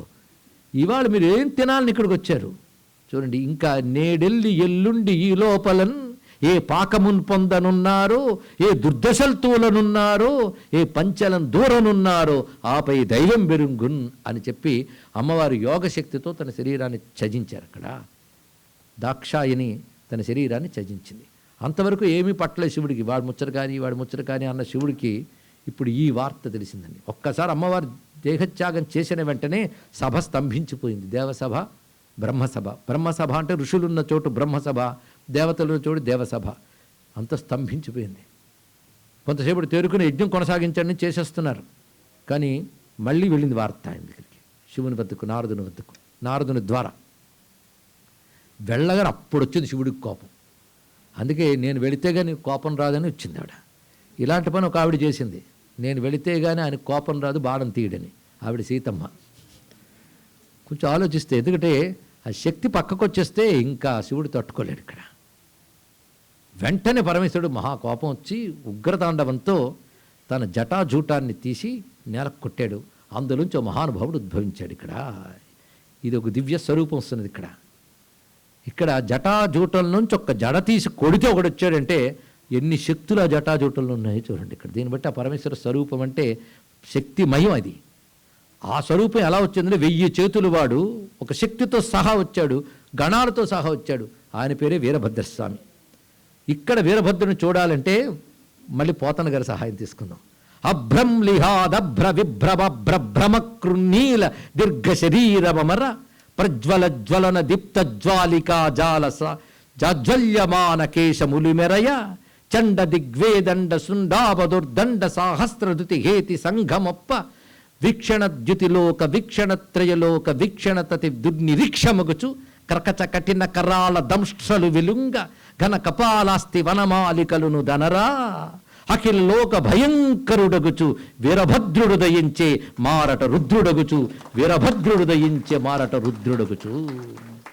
ఆ వచ్చిన స్వరూపం ఎలా ఉన్నదంటే అభ్రంలిహాదభ్ర విభ్రమభ్రభ్రమ కృన్నీల దీర్ఘ శరీరమర. చూసారా, శ్రీనాథుడి కవిత్వం బెటర్ అర్థమైంది. కొంతమంది పోతన గారు తేలిగ్గుంటుంది, శ్రీనాథుడు అర్థం కాదు అంటే వాళ్ళు రెండూ చదవలేదని మనకు అర్థమైంది. ఇక్కడ తెలిసి తెలియని మాటలు. అసలు తెలుగే మర్చిపోయి బతుకుతున్న జాతి సిగ్గుపడాలండి. ఇప్పటికైనా మించుకోకుండా అక్షరాలు నేర్చుకోండి, పద్యాలు చదవండి, ప్రాణం బాగుంటుంది. తెలుసుకోండి. ఇక్కడ ఏమి అద్భుతంగా, ఇక్కడ ఏం అర్థం కాక్కలే. వీరభద్రుడు కనబడ్డాడా లేదా చెప్పండి. ఆ స్వరూపం అలా ఆవిర్భవించింది. ఆకాశాన్ని తాకుతున్నంత శరీరంతో ఉన్నాడు, 1000 చేతుల వాడు, 3 కన్నుల వాడు, అద్భుతమైన జటాజూటంతో ప్రకాశిస్తూ ఉన్నాడు. 1000 చేతుల్లోనూ ఆయుధాలు ఉన్నాయి ఇక్కడ. పైగా భద్రకాళీ సమేత వీరభద్రమూర్తి. ఆయనతో పాటు వచ్చిన శక్తి భద్రకాళి. ఇంకా గణాలు కూడా వచ్చాయి. ఆయన ఆవిర్భవించి శివుని వద్దకు వెళ్ళి వినయంగా నమస్కరించి ఏం చేయమంటారో చెప్పండి అండి. అక్కడ ఇప్పుడు మళ్ళీ శ్రీనాథుడి దగ్గరికి తెస్తున్నా. స్వామి ఏం చేయమంటావో చెప్పు. వదనంబు తెరచి మృంగుదున బ్రహ్మాండంబు పలు మోవకుండంగ పాండురాంగా. బ్రహ్మాండాలు మింగమంటావా? పంటికి తగలకుండా బఠానీలో మింగేస్తాం మొత్తం చెప్పు. ఇక్కడ వదనంబు తెరచి మృంగుదున బ్రహ్మాండంబు పలు మోవకుండంగ పాండురాంగా. పాండురాంగ అంటే తెల్లని మేను కలవాడ, ఇది అర్థం. ఇక్కడ పిండి పీచంబుగా పృథ్వీధరంబుల అడంతునో కాలదండమున అధిప. ఈ కొండలన్నిటి నా చేతిలో ఉన్న కాలదండతో పిండి చేయమంటావా? దందసు కాధీసు తలలు దండశిలంగ ధాటింతునో కాలధర మహేష. కాలి తొక్కడు కొట్టేనుగు భూమికి దాన్ని మోస్తున్న శేషువు తల చిరిగిపోతాయి, కొట్టమంటావు చెప్పు. వ్రత్యవేతున కేలి వాలారు నఖముల అఖిల దిక్కులు శశాంకార్ధముకుట. చేతులు చాచి చించితే దిక్కులు చీల్చబడతాయి. చెప్పు ఏం చేయమంటావు నన్ను? ఏమి చేయుదు ఆనతి నిమ్ము నాకు అనుచు క్రమ్మర మొక్కి బాహప్పళించే. బాహప్పళించంటే జబ్బలు తెరుచుకుని ఏం చేయమంటావో చెప్పున్నాడు. ఇక్కడ ఆ చప్పుడికి సముద్రాలు సంక్షోభించాయి. ఇక్కడ తన్మహాధ్వని కలగే జలదులేఢును శంభుసుతుడు బాహప్పళించినప్పుడు ఆ విధంగా సంక్షోభ ఏర్పడింది. వెంటనే పరమేశ్వరుడు చెప్పాడు, ఆ దక్షయజ్ఞాన్ని విధ్వంసం చేయని చెప్పాడు. బయలుదేరాడు, వెళ్ళాడు వీరభద్రుడు. వీరభద్రుడు విజృంభణ ఉంటుంది. అత్యద్భుతమైన ఘట్టం అండి. ఇక్కడ అనేక మంది దేవతలు, ఋషులు, ఆ ఋషులు పారిపోతున్నారు. దేవతలు పారిపోతుంటే పట్టు కొట్టారు గణములన్నీ కూడా. అనేక దేవతలకు అనేక శిక్షలు పడ్డాయి. ఇక్కడ ఆ చుట్టూ చూస్తున్నారు. ఇక్కడ పై యజ్ఞశాలంతా విధ్వంసం చేసి పెట్టారు. అక్కడ ఉన్నట్టు కుండలు పగలగొట్టారు, ఆ ద్రవ్యాలన్నీ తీసి పారేశారు. ఆ పైన పెట్టినటువంటి పందిళ్ళు, తోరణాలు అన్నీ కూడా చించి పడేశారు, ధ్వజాలు మొదలైనవన్నీ కూడాను. ఆడ తర్వాత ఎక్కడున్నాడో దక్షుడిని చూశాడు. ఈయన పారిపోతున్నాడు. వెడుతూ వెడుతూ విష్ణువు దగ్గరికి వెళ్ళాడు. నన్ను రక్షిస్తావా, యజ్ఞరక్షకుడు కదా అంటే. అందుకే చెప్పాను, ఎంతవరకు చేయలే అంతవరకు చేస్తానని. ఇక్కడ నన్ను నువ్వు విష్ణు రూపంగా గౌరవించి శివరూపంగా నిందించావు. అది గొప్ప మాట అన్నాడు చూడండి. విష్ణు రూపంగా గౌరవించి శివరూపంగా నిందించావు. ఇది గుర్తుపెట్టుకో. రెండింటి నందు భేదం చూసేవాడు ఎలా అంటే పరమానంద శిష్యులు లాంటి వట్ట. పరమానంద శిష్యుల కథలు తెలుసా మీకు? గురువుగారికి కాళ్ళు పడతాం కానీ ఇద్దరు వచ్చి గొడవలు పెట్టారట. ఎందుకే గొడవ పడతారు, 2 కాళ్ళు ఉన్నాగా తిరుగుడు పంచుకోండి అన్నట్ట. పంచుతుంటే కొంతసేపటికి నా ఎడం కాలు చాలా గొప్పది అన్నట్ట, నా కుడికాలు గొప్పది అన్నట్ట. ఏది గొప్పది అని ఇద్దరు వాదించుకుంటూ ఉండి నీ కుడికాలు పని చెప్తానని ఒకటి ఖడ్గం పట్టుకొచ్చాడు, ఎడంకాలు పని చెప్తాను రోకలు పట్టుకొచ్చాడండి ఇక్కడ. అప్పుడు లేచి ఇది నీ కాలు కదా నా కాలు అని లేచి చెప్పారు ఇక్కడ. ఇలా ఉంటాయి శివకేశవ భేదాలు కూడా తెలుసుకోండి ఇక్కడ. ఎప్పుడు పోతుందో అవివేకం అర్థం కాదు. శాస్త్రాలే చదివేస్తుంటారు, ప్రచారాలు చేసేస్తుంటారు, ప్రపంచం తిరిగేస్తుంటారు, ద్వేషాలు వ్యాపింపు చేస్తుంటారు. వాళ్ళకి కలగపోయిన వినేవాళ్ళకి బుద్ధి ఉండాలండి ఇక్కడ. ఎప్పుడైనా శివద్వేషంతో కూడిన విష్ణుభక్తి కానీ విష్ణుద్వేషంతో కూడిన శివభక్తి కానీ మంచిదిగా తెలుసుకోండి ఇక్కడ. మన దైవాన్ని మీరు ఆరాధిస్తూ అదే స్వరూపంతో ఆయన ఉన్నాడని తెలుసుకోవాలి. అందుకే అన్నాడు, నన్ను నువ్వు విష్ణు రూపంలో గౌరవించినందుకు రక్షించాను, ఈ రూపంలో ద్వేషించినందుకు దాని పని ఇప్పుడు జరుగుతుంది, నేనేం చేస్తాను అన్నాడు ఇక్కడ. అయినా నేను రక్షించినట్టు చూస్తాలే అన్నాడు అని వీరభద్రుడి మీదకి వెళ్ళాడు ఆయన. విష్ణువు వెళ్ళగానే వీరభద్రుడు చూస్తున్నాడు. ఆ సుదర్శన చక్ర ప్రయోగం చేయగానే అది తీసుకుని మింగేశాడు వీరభద్రుడు మొత్తం ఇక్కడ. మింగి త్రిశూలం పట్టుకు వెళ్తున్నట్ట. అప్పుడు ఒక ఆకాశవాణి వీరభద్రుడికి వినబడింది. ఈ విషయం బ్రహ్మాండ పురాణంలో ఉందండి ఇక్కడ. ప్రతిదీ కూడా వివిధ పురాణం నుంచి అక్కడ అద్భుతమైన వాక్యం చెప్తున్నాడు. ఆకాశవాణి ఏంటంటే, ఎవరి మీదకి వెళ్తున్నావు, విష్ణువు ఎవడో కాదు, ఆ పరమేశ్వరుని స్వరూపమే, ఇది తెలుసుకో. ఎందుకంటే విష్ణువు శివుడు అంటే ఏంటో చెప్తున్నాను వినుని అత్యద్భుతమైన మాట బ్రహ్మాండ పురాణం చెప్తోంది. ఆద్యాశక్తి మహేశస్య చతుర్థా భిన్న విగ్రహ కోపేచ కాళికా రూప దుర్గారూపాచ సంగరే భోగే భవానీ రూపాస పురుంరూపా విష్ణు రూపిణి. ఇది సాక్ష్యం చెప్తున్నారు ఇక్కడ. దీని అర్థం ఏంటంటే, పరమేశ్వరుడికి ఒక శక్తి ఉంది, అది సృష్టికి పూర్వమే ఉన్న శక్తి, ఆద్యాశక్తి. ఆద్యాశక్తి 4 రూపాలతో ఉంటుంది. అది కోపంలో ప్రళయకాలంలో కాళీ అనే పేరుతో చెప్పబడుతుంది. ధర్మరక్షణ చేసేటప్పుడు యుద్ధాల్లో అదే దుర్గా అని చెప్పబడుతుంది. సౌమ్యంగా జీవులకి అన్య భోగములు ఇచ్చేటప్పుడు ఆ తల్లి భవాని అని చెప్పబడుతుంది. ఆ శక్తి పురుష రూపం ధరిస్తే విష్ణువు అని చెప్పబడుతుంది అన్నాడు ఇక్కడ. అది విషయం. అది విష్ణువుని అమ్మవారిని సోదరులు అని ఎందుకంటారంటే ఇద్దరు ఒకే స్వరూపం, పుంరూప విష్ణు రూపిణి. అది యా ఉమా సా స్వయం విష్ణు అని ఆగమ వాక్యం. ఇది రుద్ర హృదయోపనిషత్తులో వాక్యం. ఉమాశంకరయోర్ యోగం సయోగో విష్ణురుచ్యతే. ఇది రహస్యం. ఇవి కొంచెం ఆలోచిస్తే అర్థమైపోతుంది. అందుకే ఆలోచించకుండా ద్వేషం పెంచుకు తిరుగుతుంటారు ఇక్కడ. కనుక ఈ 4 కనుక ఎవరైనా పరమేశ్వరుడు యొక్క శక్తికి శివునికి భేదం లేదు, విష్ణువుకి శివునికి భేదం లేదు, ఇది తెలుసుకో అనగానే త్రిశూలం కింద పడి దండం పెట్టాడు ఆయన. స్వామి అని, నా అనుమతి లేనిది, నా సహకారం లేనిది నువ్వు ధ్వంసం చేయలేవు యజ్ఞాన్ని, నేను ఇప్పుడు ఇస్తున్నాను అనుమతి, వెళ్ళి విజృంభించని చెప్పాడు వీరభద్రుడికి. అయ్యో నీ చక్రం మింగేశాను, మళ్ళీ ఎలా తెచ్చుకోవాలో తెలుసలేదు, అంతగా లేలా వెళ్ళన్నాడు ఇక్కడ. అప్పుడు అద్భుతంగా వీరభద్రుడు విజృంభించాడు. యజ్ఞమంతా ఒక మృగరూపం ధరించి పరిగెడుతూ ఉంటే ఒక బాణప్రయోగం చేశాడు. ఆ మృగం యొక్క తల నరికేశాడు. అంటే శివుడు లేని యజ్ఞం తల లేని మృగం లాంటిది అని చెప్పాడు ఇక్కడ.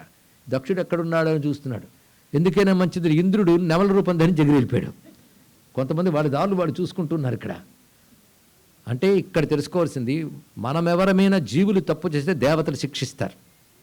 దేవతలు శిక్షించితే, దేవతలు తప్పు చేసి శిక్షించేవాడెవడు? దేవదేవుడు. కనుక ఈశ్వరుడు అంటే దేవతలను కూడా శాసించేవాడు. ఆయన శాసనాన్ని ఏ ఒక్కరూ కూడా అతిక్రమించలేరు. అందుకే పవిత్ర కీర్తిం తం అలంఘ్య శాసనం అని మాట ఉన్నది ఇంతకుముందే సతీదేవి. అంటే ఈశ్వర శాసనాన్ని ఏ ఒక్కరు అతిక్రమించలేదు. శివుని ఆజ్ఞ లేనిది చీమైనా కొట్టదంటే అదే మాట అండి. ఆయన శాసనాన్ని అతిక్రమించలేదు. సర్వానుల్లంఘ్య శాసన ఎక్కడుంది ఇది? అదే ఇక్కడ. సర్వ అనుల్లంఘ్య శాసన, ఈశ్వర శాసనాన్ని ఏ ఒక్కరూ కూడా అతిక్రమించలేరు. విశ్వంలో ఉన్న రెండే యోగాలు, ఒకటి ఆజ్ఞాయోగం, రెండవది అనుగ్రహ యోగం. శివుని ఆజ్ఞ ప్రపంచాన్ని నడుపుతుంది, శివుని అనుగ్రహం ప్రపంచాన్ని నడుపుతుంది. అంతకు తప్ప మరొకటి లేదు. ఆజ్ఞా అనుగ్రహం గుర్తుపెట్టుకో. ఆ ఆజ్ఞా అనుగ్రహం ముక్తి భవిస్తే అమ్మవారు, ఆవిడ ఆయన యొక్క శక్తి. అందుకే ఆవిడ ఇంత పని చేస్తుంది అంతా కూడా. మొత్తానికి ఆ విధంగా విజృంభించాడు వీరభద్రుడు. దేవతలు కూడా దెబ్బలు తింటూ ఉన్నారు. తిన్నగా దక్షుడిని పట్టుకుని తల నరికి వేశాడు ఒక్కసారి ఇక్కడ.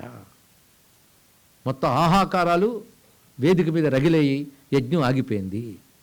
ఏ యజ్ఞమైనా సరే సగంలో ఆగిపోతే లోకానికి విపత్తు. పైగా పరమేశ్వరుణ్ణి కాదని చేసే యజ్ఞము దుష్ఫలితాలు ఇస్తుంది. అభిచారాహ అన్నాడు ఇక్కడ.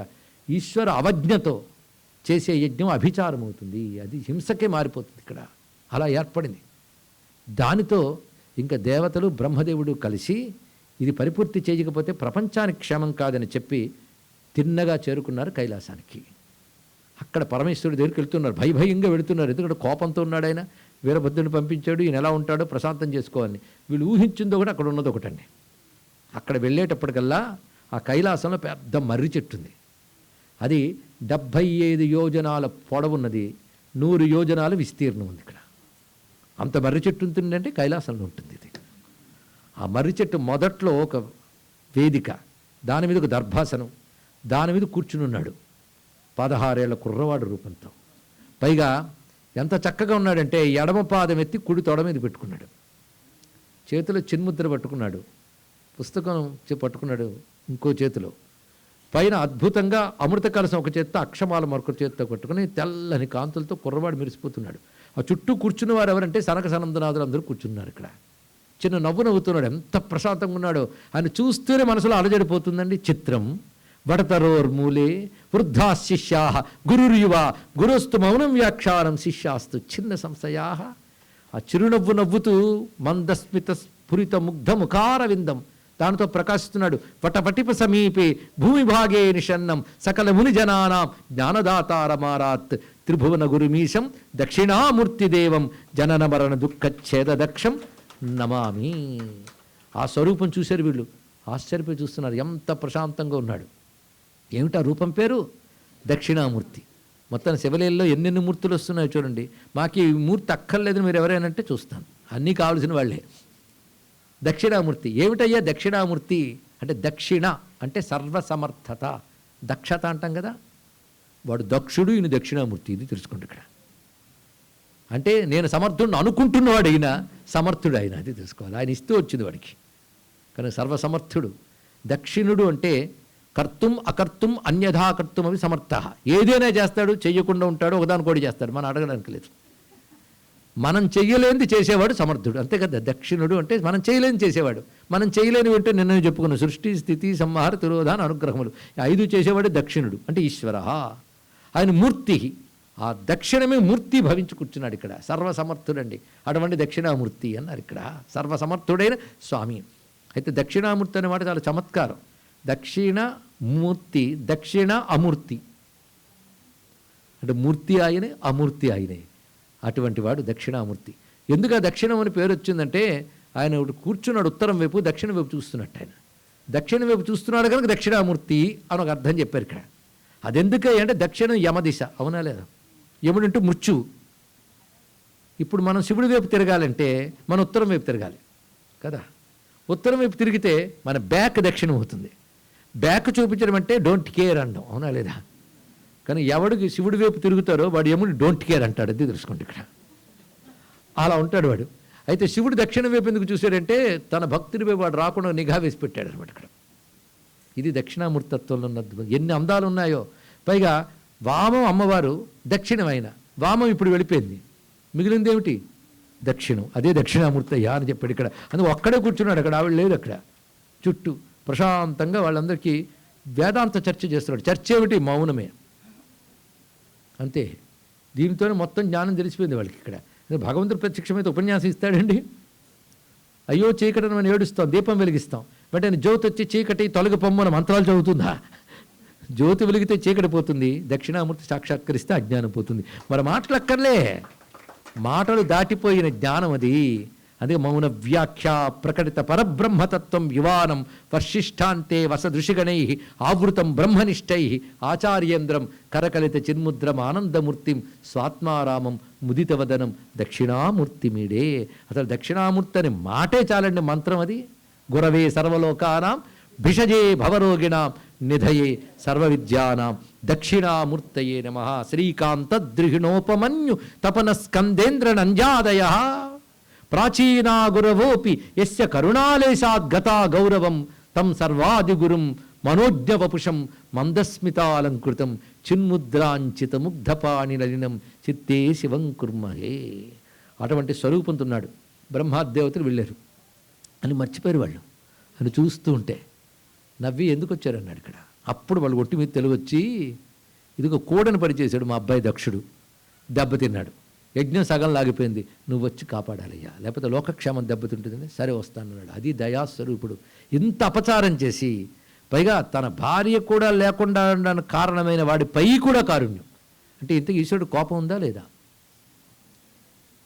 కోపం కర్మ బట్టి ఈశ్వరుడు కోపం కానీ అనుగ్రహం కానీ మనం చేసిన కర్మల బట్టి ఉంటుంది. ఆయనకి రెండూ లేవు ఇక్కడ. వాడు చేసిన దుష్కర్మ బట్టి ఈశ్వరుడి నుంచి కోపశక్తి వచ్చింది, అది వీరభద్ర రూపం ధరించి వెళ్ళిపోయింది. ఆయన శాంతంగా తన స్థితిలో తానున్నాడు. ఇప్పుడు దయాస్వరూపుడైన పరమేశ్వరుడు దేవతా గణమతో పాటు విధ్వంసమైన దక్షయజ్ఞ వాటికి వద్దకు వెళ్ళాడండి.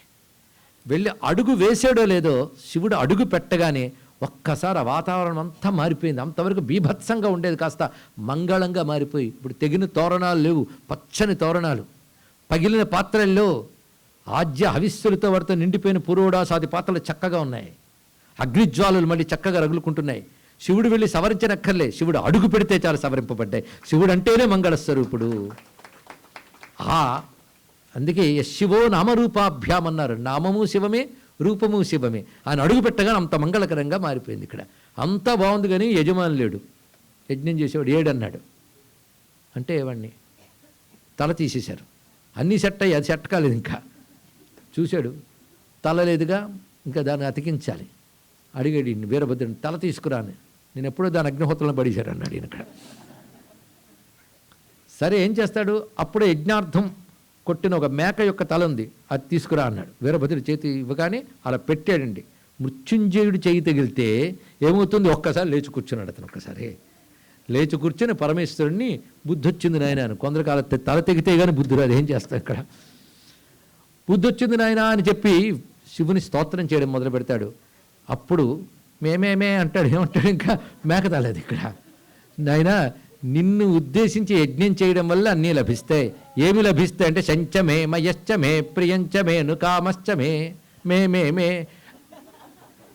చమకమంతా మేక పలికినట్టే ఉంది ఇక్కడ. కానీ చమకం అలా పలికేయడని చెప్పడానికి కానీ అనడం లేదు. చమకం అలా పలికేయడని చెప్పట్లేదు కానీ చమకం పలికేటట్టుగా ఉంది. భావం కూడా సరిపోయింది.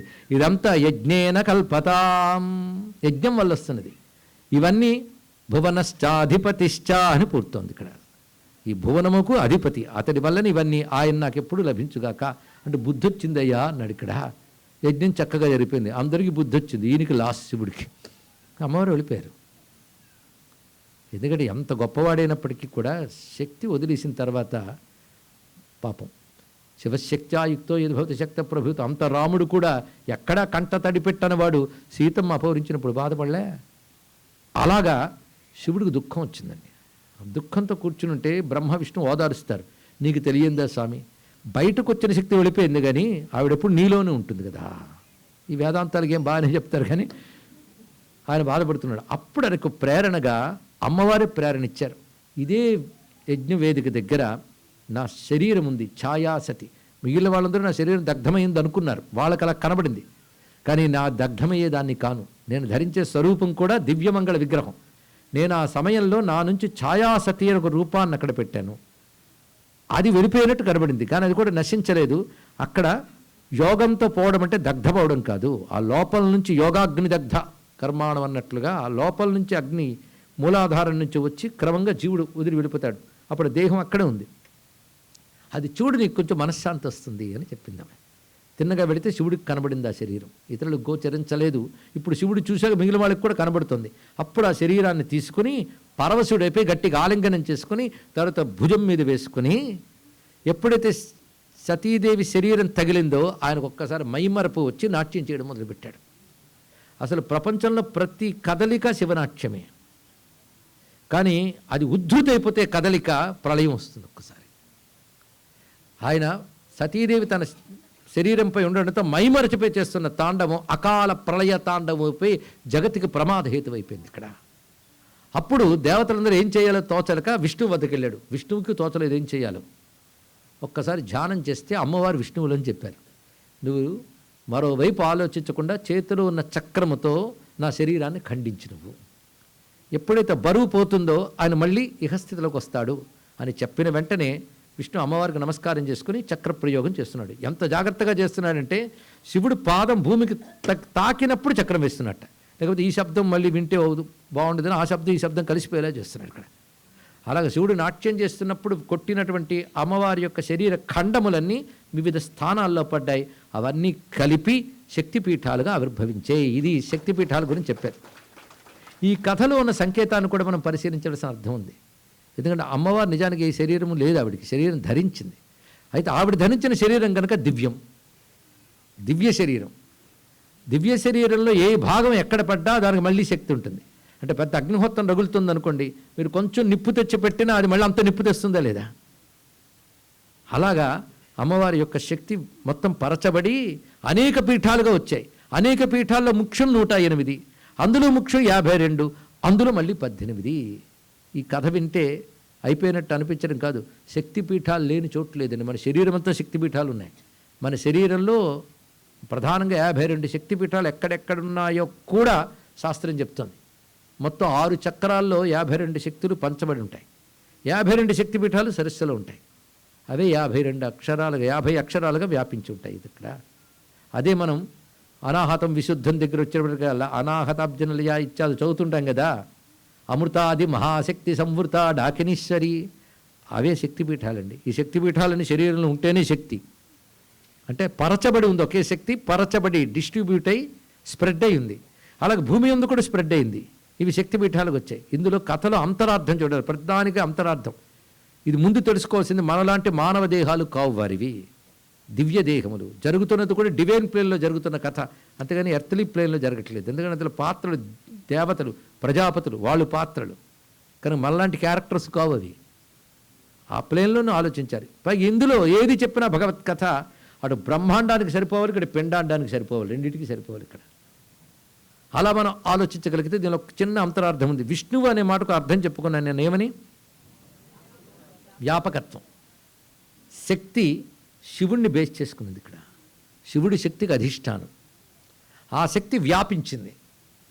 ఆ వ్యాపించింది మళ్ళీ విష్ణువు వల్ల. కానీ శివుని యందున్న శక్తి వ్యాపించి పీఠములుగా జగత్తంతా వ్యాపించింది అని చెప్పడానికే శివుడిపై శక్తి, విష్ణువు చక్రం వేసి చేయడం అని కథ ద్వారా మనకు అందుతున్న సంకేతం అండి. ఈ కథ జరగలేదని చెప్పలేం. విశ్వంలో ఎన్ని జరిగాయో మనకేం తెలుసు. ఈ అబ్సర్డ్ ఇలాంటివి జరగవు అనడానికి లేదు. అలాంటివి మన జరగవనుకునేవి జీవితంలోనే చాలా జరుగుతుంటాయి. కనుక విశ్వంలో అనంత కాలంలో జరిగిన కొన్ని సంఘటనలు వీటిని కాస్మిక్ ఈవెంట్స్ అనాలండి. వీటి కాస్మోస్తో కానీ అన్వయించి చెప్తే ఇంకా అద్భుతమైన రహస్యాలు వస్తాయి. అందుకేనేమో ఈ మధ్య కొద్ది కాలం క్రితం అంతరిక్ష పరిశోధన సంస్థ వాళ్ళు ఒక 2 నక్షత్ర మండలములు కలిసి ఉండడం, నిజానికి విడిగా ఏర్పడి మళ్ళీ 2 కలిసిపోయి ఉండడం చూసి 2 వర్ణాలుగా ఉన్నప్పుడు మనం కనుగొన్న దీనికి ఏదైనా పేరు పెట్టాలి అనుకుని శివశక్తి అని పేరు పెట్టారు ఈ మధ్య జరిగినటువంటి విషయం.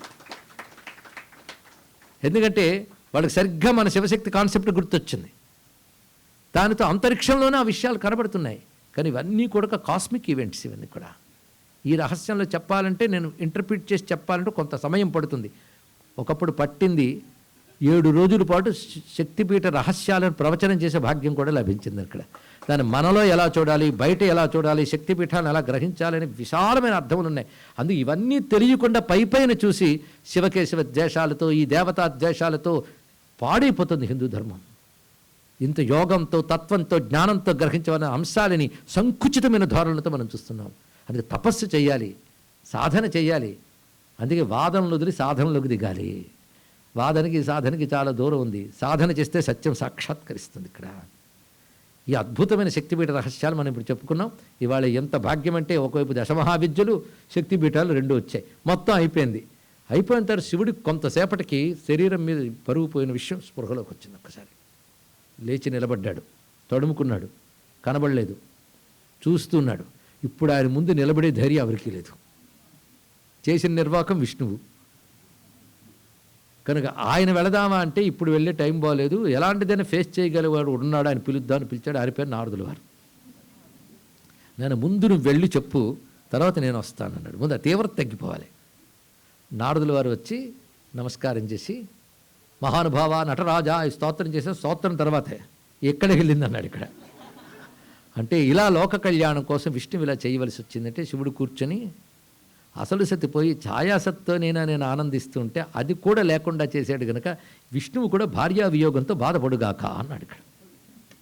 అప్పుడు విష్ణువు చమ్మయ్య అని వచ్చేట్టుగా పరమేశ్వర అన్నాడు. కూర్చొని అయినా అన్నాడు శివుడు. కొంతసేపు అయ్యాక, బాధతో నిన్ను శపించేసానేమో అనుకోకొని, ఇది అవసరమయ్యా నాకు అన్నాడు. ఎందుకంటే నేను మళ్ళీ అవతరించాలి. నేను అవతరిస్తే నాకు వెనకాల కర్మలు ఉండవు. మనకంటే అనుభవించడానికి కర్మలు ఉంటాయి. భగవంతుడు అవతరించి ఒక లీల చేయాలంటే కర్మల్లో కనుక నాకు ఏవి మిగలాలి కదా, ఇలాంటివన్నీ మిగుల్చుకుంటాను అందులోకి. నేను రామావతారం ధరించినప్పుడు ఈ విధంగానే భార్యా వియోగంతో బాధపడతారు. అప్పుడు నాకు పనికొస్తుంది ఇక్కడ అన్నాడు. అంటే ఏమైనా భార్యా వియోగం తట్టుకోవడం మహా కష్టమయ్యా, నాకు తెలుసుగా అది. అలాంటిది పగవాడికి కూడా వద్దంటావు కొన్ని బాధలు, అందులో నువ్వు నా హృదయానివి, నీకు ఆ బాధ అంటే నేను తట్టుకోలేను కనుక భార్యా వియోగం కలిగినా మళ్ళీ మీ ఇద్దరిని కలపడానికి నేనే పుడతాను హనుమంతుడిగా అని చెప్పాడండి ఇక్కడ విషయం. ఇప్పుడు చెప్తున్నదంతా దేవీ పురాణం ప్రమాణంతో చెప్తున్నాం. ప్రమాణం లేని అల్లిన కథలు కావు, ఉన్న కథలే చెప్తున్నాను ఇక్కడ. ఈ విధంగా చెప్పాడు. మొత్తానికి శివుడు అప్పటి వరకు ఏర్పడిన శక్తిపీఠాలు చూస్తున్నాడు చుట్టూ. ఓహో, ఈ శక్తిపీఠాలు ఉన్నాయంటే శక్తి ఉంది, శక్తి ఉంటే నేను ఆధారంగా ఉండాలి, నేను ఆధారం లేకపోతే శక్తిని పట్టుకోవడం కష్టం అని చూస్తుంటే అన్ని శక్తిపీఠాల్లో ఒక మహాశక్తిపీఠం ఒకటి ఉంది. అది భూమిని తోస్తూ కిందకి వెళ్ళిపోతుంది. ఆ సమయంలో చూశాడు, అది యోనిపీఠం ప్రధానమైనది. దీన్ని కాపాడకపోతే భూమికి ప్రమాదం అని చూసి తాను త్రిశూలంతో దాన్ని నిలబెట్టాడండి. అది కామాక్ష అనబడే శక్తిపీఠం గౌహతిలో ప్రధానంగా ఉంటుంది. ఇందాక చెప్పిన దశమహావిద్యులు ఆ శక్తిపీఠాలు ఉంటాయి. ఎన్ని రహస్యాలండి ఉపాసనాపరంగా. ఎవడిని ఓపిగ్గా కూర్చోవాలే కానీ ఎందుకు ఏది చెప్పారు, ఇది మంత్రపరంగా, ఇది యోగపరంగా, ఇది విజ్ఞానపరంగా, ఇది తత్వపరంగా, ఇది ఉపాసనాపరంగా అని ఒక్కొక్కటి చెప్తూ ఉంటే ఒక్క దాంట్లో మెనీఫోల్డ్ అన్నట్టుగా బోల్డ్ అన్ని జ్ఞానాలు బయటకు వస్తాయి. అలాగా చెప్దామన్నా ఓపిగ్గా వినేవాళ్ళు దొరకాలి, వాళ్ళు మళ్ళీ వాచీలు చూసుకొని వాళ్ళు అయి ఉండాలి, తపన కలిగిన వాళ్ళు ఉండాలి. మళ్ళీ జ్ఞానం వచ్చింది కదా నోట్ చేసిన 10 మంది చెప్తామని అహంకారం తెలుపుకూడదు, అది కూడా వచ్చింది ఇక్కడ. ధరించాలని సాధనతో వింటే మాత్రం ఒక్కొక్క దానిలో ఎన్ని స్వారస్యాలు ఉంటాయండి. కథలో ఉన్న అందాలు ఇక్కడ. అంటే ఆ భావాలు వస్తున్నా ఆపుకుంటూ ఈ బాధంతో మీకు చెప్పుకుంటున్న మరొకటి కాదు ఇక్కడ. అంత విశేషమైన రహస్యం దశమహావిద్యలు ఆ పీఠంలో ఉండడంలో ఒక సంకేతం ఉంది. అవన్నీ యోగ రహస్యాలు. ఇవి పైన చూసేసి కాళీ అంటే ఒక ఫెరోషియస్ గాడెస్ వాడు రాసేస్తాడు, మనం నమ్మేస్తాం. వాడికి ఏమర్థమైంది? కాలం ఎప్పుడు ఫెరోషియస్ నీకు తెలియదు. ఒక్కసారి కాలం గురించి ఆలోచిస్తే భయమేస్తుంది, అందుకే ఆలోచించడం మానేసాం. ఇగ్నోరెన్స్ ఈజ్ ది బ్లెస్ అని, అవునా లేదా? ఒక్కసారి ఆలోచిస్తే కాలం గురించి తరచుకుంటే భయం వేయదండి. ఎన్ని వెళ్ళిపోయాయి, ఎన్ని వెళ్ళిపోతున్నాయి. ఇవాళ గొప్పది శాశ్వతం అనుకునేది ఒక్కసారి ఆలోచిస్తే ఇది కాలం కబళించేస్తుంది. అందుకే కాలం ఎప్పుడు ఓపెన్ అవుతాయి, నోరు తెరిచే ఉంటుంది, వెళ్ళిపోతున్నాయి లోపలికి. నల్లగా ఉంటుందంటే ఇన్ఫినిటీ, అంతు పట్టదు కాలం ఇక్కడ, అవునా లేదా? అదే కాలస్వరూపం ఇక్కడ. ఇలా ఒక్కొక్క దానిలో ఎన్ని విషయాలు ఉంటాయి. మొత్తం దశమహావిద్యలు 18 కాదు శక్తిపీఠాలు ఇలా ఏర్పడ్డాయి. అడతారు పరమేశ్వరుడు ఆ పీఠాన్ని అలా పట్టి అక్కడ కూర్చుని కొంతకాలం తపస్సు చేశాడు మనశ్శాంతి కోసం, అంతర్ముఖుడైపోయి. అంతేకాదు ఇది గొప్ప పీఠం అని తెలిసి బ్రహ్మ విష్ణువాదులు కూడా అక్కడ తపస్సును ఆచరించారు. ఆ విధంగా ఏర్పడింది శక్తిపీఠం. ఆడ తర్వాత లోకంలో ప్రమాదాలు ఏర్పడ్డాయి, భయంకరమైన రాక్షస శక్తులు విజృంభించాయి. ఎందుకంటే యజ్ఞం చక్కగా జరగచ్చు కానీ పరమేశ్వరుడు క్షమించేస్తాడు, అది కొంతవరకు, ఇంకా కొంత మిగిలిపోతుందండి, అనుభవించక తప్పదు. చూడండి ఇక్కడ. అందుకే దేవతలు రాక్షస శక్తుల చేతిలో ఓడిపోయారు. ఎందుకంటే కోడని యజ్ఞంలో పాల్గొన్నారు వెళ్ళి. ఎప్పుడైనా చేసిన కర్మ నలుగురికి పంచబడుతుంది, ఇది చాలా గుర్తుపెట్టుకోవాలి. అది కర్తారం చేసేవాడుకుడు, కర్తా కారయతా చైవ ప్రేరకశ్చ అనుమోదక.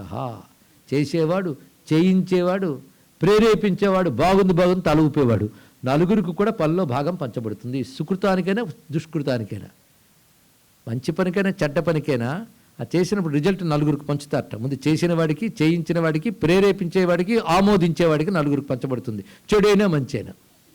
కనుక దేవతలకు కూడా అనుభవించక తప్పలేదు. వెళ్ళిపోయిన ఋషులు మంచివాళ్ళు మొదట, వీళ్ళందరికీ అనుభవించక తప్పలేదు. అందుకే అంత దేవతల బలం క్షీణించడానికి కారణం ఏమిటి అంటే ఆ దక్షయజ్ఞంలో పాల్గొనడం వల్ల. అంతేకాదు భాగవతంలో ఒక మాట రాస్తాడు, దక్షయజ్ఞంలో దక్షయజ్ఞం చేసిన దక్షుడికి ఆయన నిజానికి అయోనిజుడు, ఈ దోషం వల్ల తర్వాత గర్భావాసంగా పుట్టవలసి వచ్చింది దక్షుడికి కూడా. చూసారా అంత భయంకరమైనది. అక్కడ భాగవతంలో విష్ణు వచ్చి చెప్తాడు శివకేశవుల మధ్య ద్వేషం ఎంత ప్రమాదమో తెలియజేస్తాడు. అవన్నీ జాగ్రత్తగా చదివితే అసలు ద్వేషభావాలు ఉండవండి ఇక్కడ. ఇప్పుడు ఈ విపరీతమైన పరిస్థితులు ఏర్పడి తారకాసురుడైన రాక్షసుడు విజృంభించి తన గణాలతో లోకాన్ని భయంకరంగా బాధపెడతాడు. అలాంటి రాక్షసుడు అంతవరకు లేట్, ఎందుకంటే సృష్టిలో ఈ పంచభూతాల్లో సృష్టింపబడ్డ బ్రహ్మ సృష్టిలో ఉన్న వాళ్ళు ఎవరు తను సంహరించకూడదు. అది ప్లానింగ్ పడితే అపారమైన బలంతో తపోబలంతో విజృంభిస్తున్నాడు. ఈ సమయంలో ఎలాగా అని బ్రహ్మదేవుని అడిగితే బ్రహ్మదేవుడు చెప్తున్నాడు, ఇప్పుడు కావలసినది ఆ వెళ్ళిన శక్తి మళ్ళీ రావాలి. ఒంటరిగా ఉన్న శివుడు ఆమెను చేపట్టాలి. తత్వత వాళ్ళిద్దరు అవిభాజ్యులే, కానీ లీలగా ఇప్పుడు ఇద్దరు వేరుగా ఉన్నారు. అందుకే తత్వం లీల అనే పదం నేను వేశాం. తత్వత అవిభాజ్యులు. నాకు ముందు తపస్సులో మన అర్ధనారీశ్వలో కనబడ్డారు వాళ్ళిద్దరూ, కానీ ఆ శక్తి ఇప్పుడు విడిగా ఉన్నది, ఇప్పుడు అంతర్ధానం అయిపోయింది. పరమేశ్వరుడు ఇప్పుడు ఒకడే ఉన్నాడు. మళ్ళీ వాళ్ళిద్దరికీ యోగం కలిగితేనే జగత్తుకు మళ్ళీ క్షేమం కలుగుతుంది. వాళ్ళిద్దరి యోగం వల్ల ఒక మహాశక్తి ఆవిర్భవిస్తుంది. అదే కుమార సంభవం. దానికోసమై వాళ్ళిద్దరూ ఏకం కావాలి. ఇప్పుడు ఆవిడ కనిపించట్లేదు, ఈయన తపస్సులో ఉన్నాడు. ఈ సమయంలో మీరు అమ్మవారిని ఉద్దేశించుగా యాగాన్ని చేయండి అన్నాడు. అంబా యాగాన్ని చేస్తే అమ్మ అనుగ్రహించవలసినదే. అనగా దేవతలు ఋషులు అందరూ కలిసి వెళ్ళి హిమవత్పర్వత ప్రాంతాల్లో అద్భుతమైన ఒక యాగాన్ని నిర్వహించడం మొదలుపెట్టారు. ఆ యాగం ఏమయ్యింది, ఎలాంటి ఫలితం లభించింది, తర్వాత కథ ఏమిటో రేపు తెలుసుకుందాం. సర్వం శ్రీ సాంబ సదాశివ చరణారవిందార్పణమస్తు. స్వస్తి. శ్రియకాంతాయ కళ్యాణ్యధేనధేత్థినాం శ్రీవేంకట నివాసాయ శ్రీనివాసాయ మంగళం.